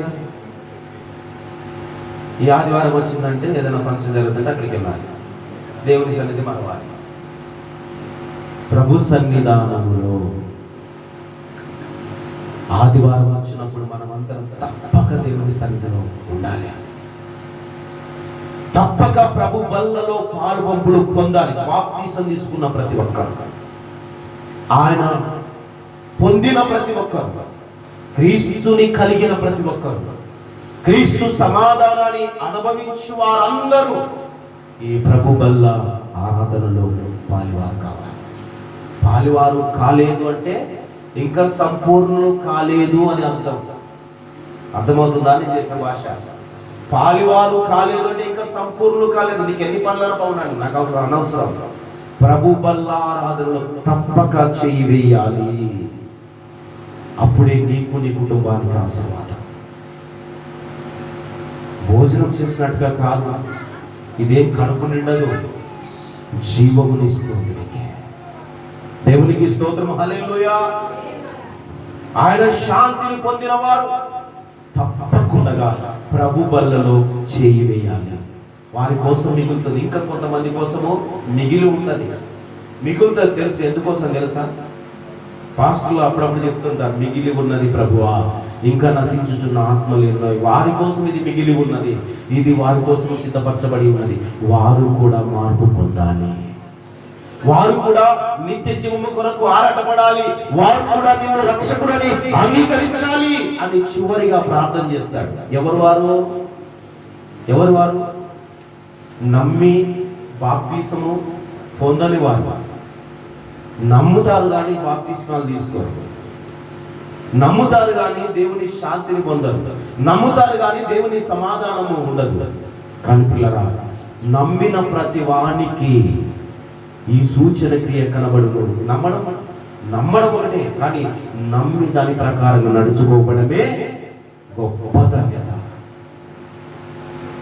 ಮತ್ತೆ అదే మార్కు సువార్త 16:17 ఒక మాట ఉంటుంది, చదవడమ్మా. మార్కు సువార్త 16:17 సర్వలోకమునకు వెళ్ళండి, సర్వ సృష్టికి సువార్త ప్రకటించండి, ఎవడైతే నమ్ముతాడో వాడే మాత్రమే రక్షణ పొందాడు, ఎవడైతే నమ్మకపోతాడో వాడు నాశనం అయిపోతాడు. అంటే మీకు అర్థమయ్యే భాషలో నేను చెప్తున్నా, బైబిల్ భాషలో కాకుండా. ఇప్పుడు బైబిల్ భాషలో మనం విందాం. నమ్మి బాప్తిసం పొందువాడు రక్షింపబడును, నమ్మని వానికి ఎవరికి? ఇదిగో నమ్మినట్టుగా నటిస్తాడు చూడు, నమ్మినట్టుగా నటిస్తారు చూడు, అమ్మలక్కలు అయ్యలక్కలు, వాళ్ళు తెలుసుకోవాల్సిన విషయాలు. వారికి ఏమంటామా? మరొకసారి చదవమాట. నమ్మని వారికి శిక్ష. ఏ శిక్ష నాకైతే లేదు, అది దేవుడికి మాత్రమే తెలుసు. నువ్వు నిజముగా క్రీస్తుని నమ్మితే, నీవు నిజముగా ఈ లైవ్లో చూస్తున్న నీవు కూడా ప్రేమైన దేవుని మీద నిజముగా మీరు నమ్మి విశ్వసించగలిగితే, నిజముగా మనసారా దేవుని సన్నిధికి నడవగలిగితే మార్పు చెంది. ఇదే మిక్కిలి అనుకూల సమయం, ఇదే మిక్కిలి అనుకూల సమయం. సమయం పెట్టుకుంటావా?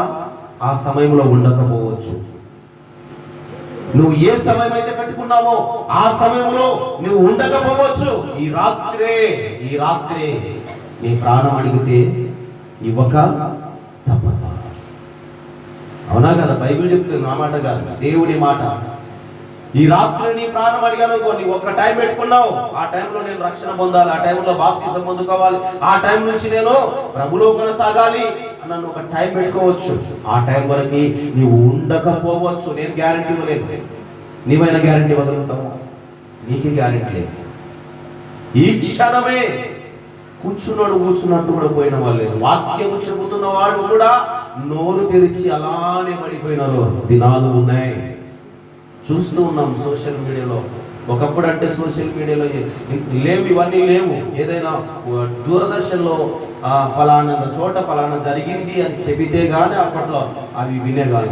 అవి లేనప్పుడు రేడియో సమాచారం లేనప్పుడు లోకంలో ఏమి జరుగుతుందో తెలియదు. ఇప్పుడు అన్నీ ఉన్నాయి.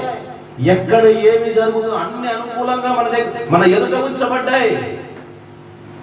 దుర్వినియోగపరచడానికి, మంచి చేసుకోవడానికి అన్ని మన ఎదుట ఉన్నాయి. కానీ దుర్వినియోగముగా చేసుకోకుండా మంచిని అవలంబించుకుంటూ మార్పు చెంది ఒక టైము వదిలేసి ఈ సమయమే మిక్కిలి అనుకూల సమయం, దేవుడు అనుగ్రహించిన దినము, శాంతిని అనుగ్రహించిన దినము.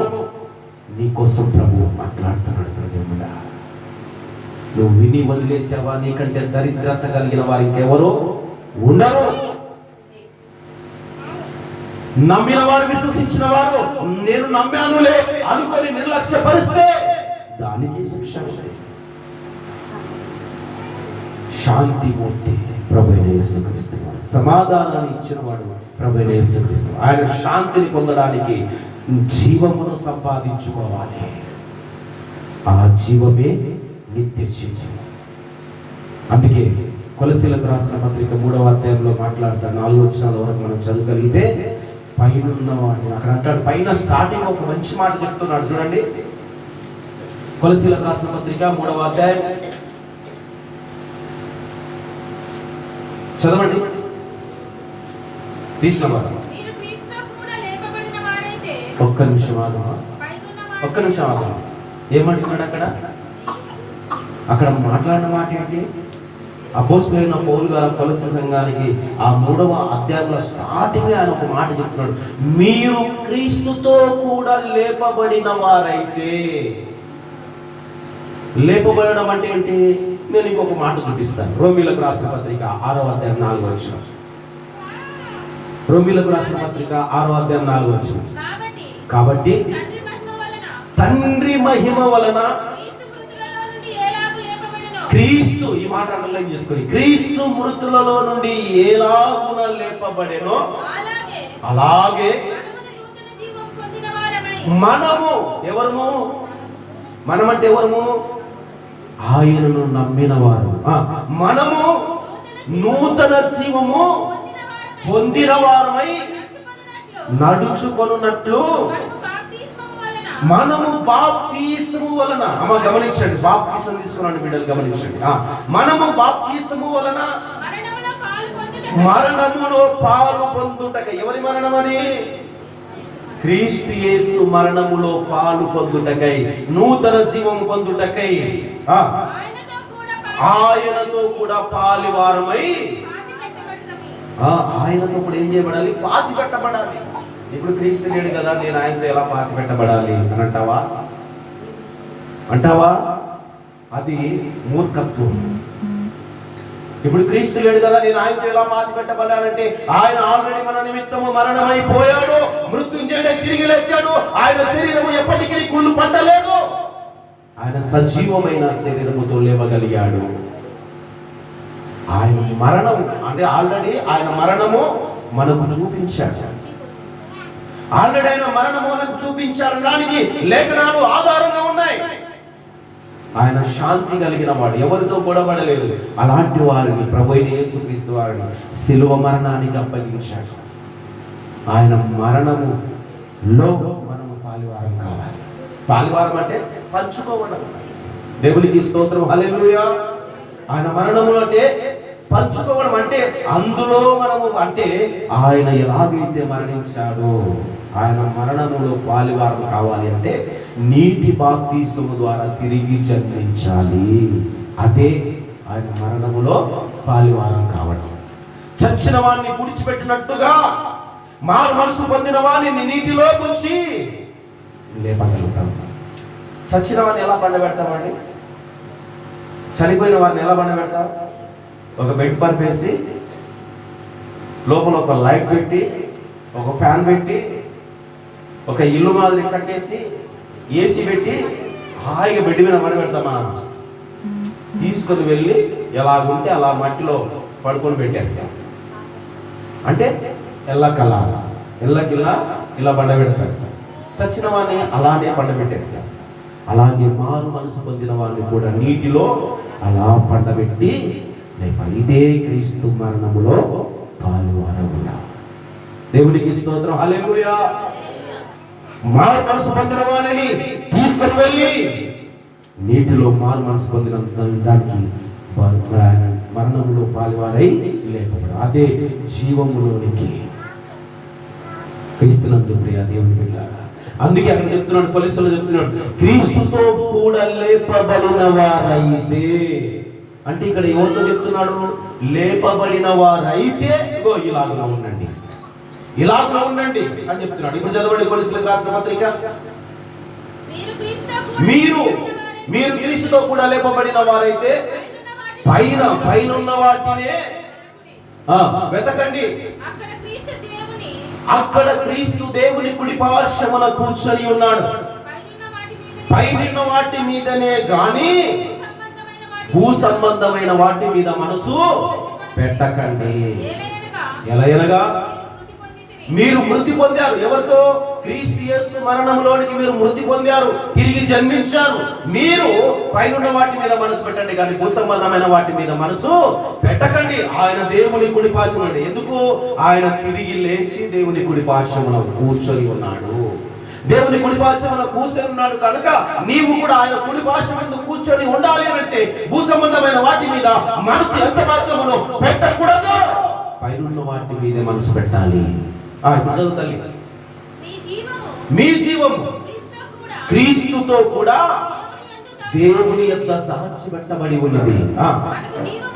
మనకు జీవమై ఉన్న క్రీస్తు ప్రత్యక్షమైనప్పుడు మీరును ఆయనతో పాటు ప్రత్యక్షమవుదురు కూడా చెప్పండి. దేవునికి మహిమ కలుగును గాక. ఇంతమంది ఉన్నారు. ఓడితే ఎలా ఉండాలి? పెంకు లేచి కూర్చోవాలి. మన దగ్గర ఉంది పెంకు, లేచి కూర్చోవాలి. ఓల్ట పడిపేసాం అక్కడక్కడ.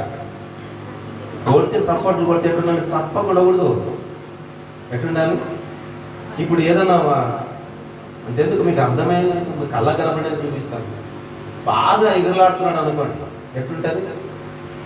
తప్ప సప్పట్లు కొడతారు. ఈడ కూడా ఎగరడం స్టార్ట్ చేస్తారు. అవునా కదా? వాడు అక్కడ ఎగురులాడుతుంటే ఈడ ఎగురులాడతారు. వాడు పైన ఎగురుతే మన వాళ్ళు కింద. చప్పట్లు కొట్టుకుంటా. చప్పట్లు అసలు ఎందుకు అంత చప్పట్లు గట్టి కొడతాం అంట. పక్కన ఉన్నాం అంటే అంతకంటే చెడిపోయింది స్థలము. ఏమంటే పరిశుద్ధతకు మూలమైనది దేవుని మందిర స్థలము. కొట్టు చప్పట్లు. పరిశుద్ధతకు మూలమైనది దేవుని మందిరము. ఈ మందిరములను ఆత్మ సంబంధమైన మందిరముగా కట్టబడుచున్నాము. దేవునికి మహిమ కలుగును గాక. క్రీస్తునందు ప్రియమైనవారా, అందుకే నీవు క్రీస్తు మరణములో పాలివారై లేకపోలేదు. క్రీస్తు యేసునందు ఉన్నవాడు ఏమవుతాడు? అప్పుడు నూతన సృష్టి. క్రీస్తు యేసునందు ఉన్నవాడు నూతన సృష్టిగా మార్చబడతాడు. పిల్లరా, అందుకే ఆయన శాంతిని ఇచ్చాడు. ఆయన శాంతిని మనము పొందుకోవాలి అంటే మొదటిగా ఆయనను విశ్వసించాలి. ఆయన మరణములో పాలివారం కావాలి. ఆయనతో పాటు మనము జీవించడానికి భూ సంబంధమైన వాటి మీద మనసు పెట్టుకోకూడదు. పరలోక సంబంధమైన. ఎందుకంటే క్రీస్తు మరణించి తిరిగి లేచి ఎక్కడ ఉన్నాడు? తండ్రి అయిన దేవుని కుడి పార్శ్వమున ఆసీనుడై ఉన్నాడు.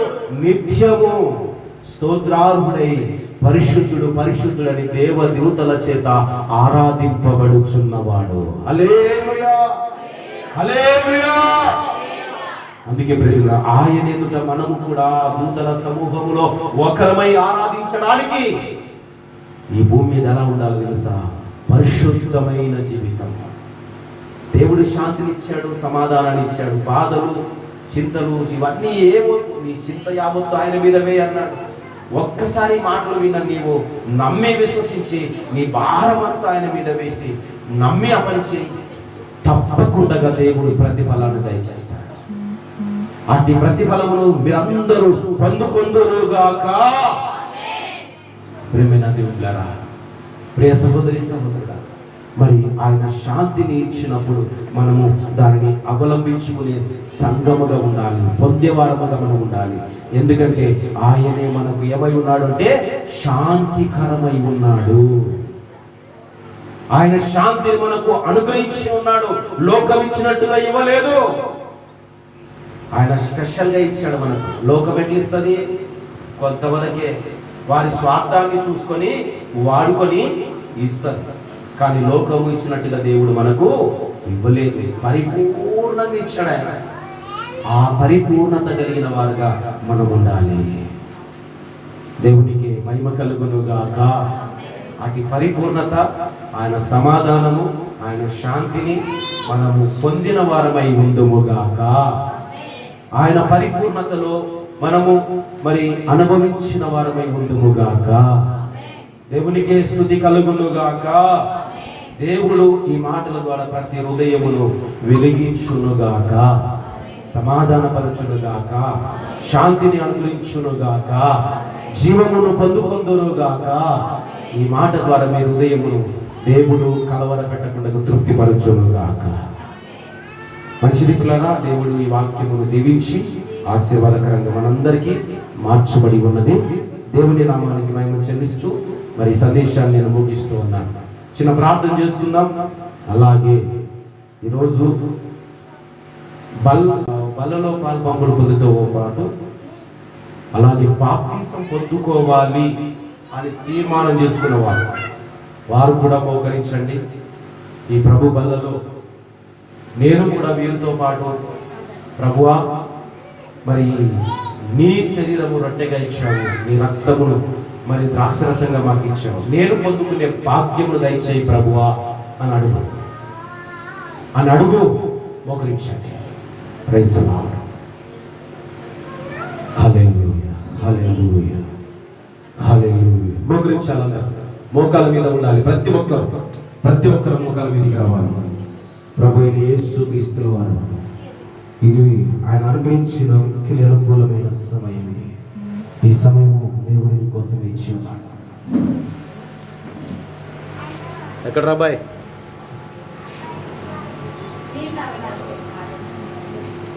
ప్రభు బల ఆరాధనలో ఎవరు లేచిపోతారు. Praise the lord. యోగ్యత కలిగిన వారి ప్రభు బలను పొందుకోవాల్సిందిగా ప్రభు పేరిట మనవి చేస్తూ ఉన్నాను. హల్లెలూయా, హల్లెలూయా. స్తోత్ర, స్తోత్ర, స్తోత్ర, స్తోత్ర, స్తోత్ర. ఎవరు కళ్ళు తెరవద్దు, చిన్న పిల్లలు తప్ప. వారికి తెలియదు కాబట్టి, మరి వారి కళ్ళు ఎలా మూసుకోవాలో తెలియదు కాబట్టి, ఏం చెప్తున్నారో వారికి తెలియదు కాబట్టి, చిన్న పిల్లలు తప్ప పెద్దవారందరూ, జ్ఞానం కలిగిన వారందరూ, చెవియోగి మాటలు వినగలిగిన వారందరూ ఈ బలలో నేను కూడా పాలు పొందాలి అని తీర్మానం చేసుకున్న వారందరూ కళ్ళు మూసుకోండి. అటు ఇటు ఎవరు చూడదే. మధ్యలో బైబిల్ పక్కన పెట్టుకోవడమ్మా. ఆ బైబిల్లో పక్కన పెట్టుకోండి. మీ పక్కన నేను వచ్చే స్థలంలో ఉంచొద్దండి. కాస్త స్థలం వదలండి అక్కడ నేను తిరగడానికి. పిల్లలు మీరు కొద్ది ముందు రండి. Praise the Lord. Hallelujah, hallelujah. దేవానికి వందనాలు, దేవానికి స్తోత్రం. కృపగల దేవా, దయగలిగిన తండ్రి, జీవాధిపతివైన యేసయ్య, రెండు చేతుల పైకి పూర్తిగా పైకెత్తి ప్రభు సన్నిధిలో ఈ బల్ల నిమిత్తమై ప్రార్థన చేసుకుందాం. చెప్పబడిన వాక్యం నిమిత్తం ప్రార్థన చేసుకుందాం. అందరు మోకాల మీద ఉండాలి. ముసలివారిలాగా సతికెల పడవద్దండి. మోకరించి ప్రభు సన్నిధిలో మోకాల మీద ప్రభుని వేడుకుందాం. కృపా సత్య సంపూర్ణుడా, పరలోకమందున్న తండ్రి, నీ జీవము నాయన ఏర్పడింది దేవా. మేము ఇంతలో కనబడి అంతలోనే మాయమైపోయేవారు తండ్రి. నువ్వు అమూల్యమైన కృపను మాకు ఇచ్చావు, అమూల్యమైన భాగ్యాన్ని ఇచ్చావు నాయన. నీ ధన్యతను మాకు దయచేసావు. కృపా సత్య సంపూర్ణ పరిశుద్ధుడా, ప్రేమ కలిగిన తండ్రి, దయగలిగిన యేసయ్యా, నీకే స్తోత్రం, స్తోత్రం. అందరూ ఏకీభవించాలి ప్రార్థనలో. స్వరమెత్తి ఒక్క రెండు నిమిషాలు ప్రభు సన్నిధిలో ప్రార్థన పూర్వకంగా ఉండాలి. నీ స్వరమెత్తాలి. ప్రేమపూర్ణమైన దేవ, సర్వాధికారి అయిన తండ్రి, నీకే వందనాలు. స్తుతికి పాత్రుడమైన దేవానికి స్తోత్ర. హల్లెలూయా, హల్లెలూయా, హల్లెలూయా, హల్లెలూయా, హల్లెలూయా.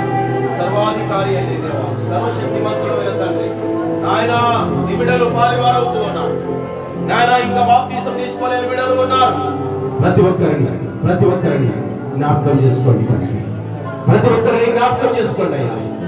జీవము గల దేవా, నీ జీవము, నీ శాంతి, నీ సమాధానము మాకు దయచేశారు. నీకే వందనాలు, నీకే స్తోత్ర. నీ కృప వెంబడి కృప మాకు దయచేయాలి. నీ సన్నిధిలో ప్రార్థిస్తున్నాను.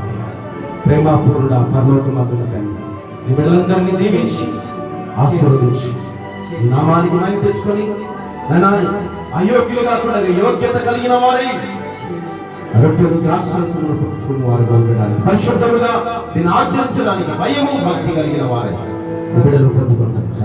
చెప్పబడిన వాక్యము ఆయన తొలగిపోకూడనట్లు, హృదయంలో మరి విశ్వసించినట్లు నీ గొప్పతో నింపి బలపరచు. నీ నామానికి మహిమ తెచ్చుకొని మరి క్రీస్తు యేసు నామములోనే ఈ ప్రార్థన సమర్పించి పొంది ఉంటున్నాము తండ్రి. హల్లెలూయా. ప్రభు నామమునకే మహిమ కలుగును గాక. మంచి రీతిలో అందరూ అలాగే కళ్ళు మూసుకొని ప్రభు బల్లలో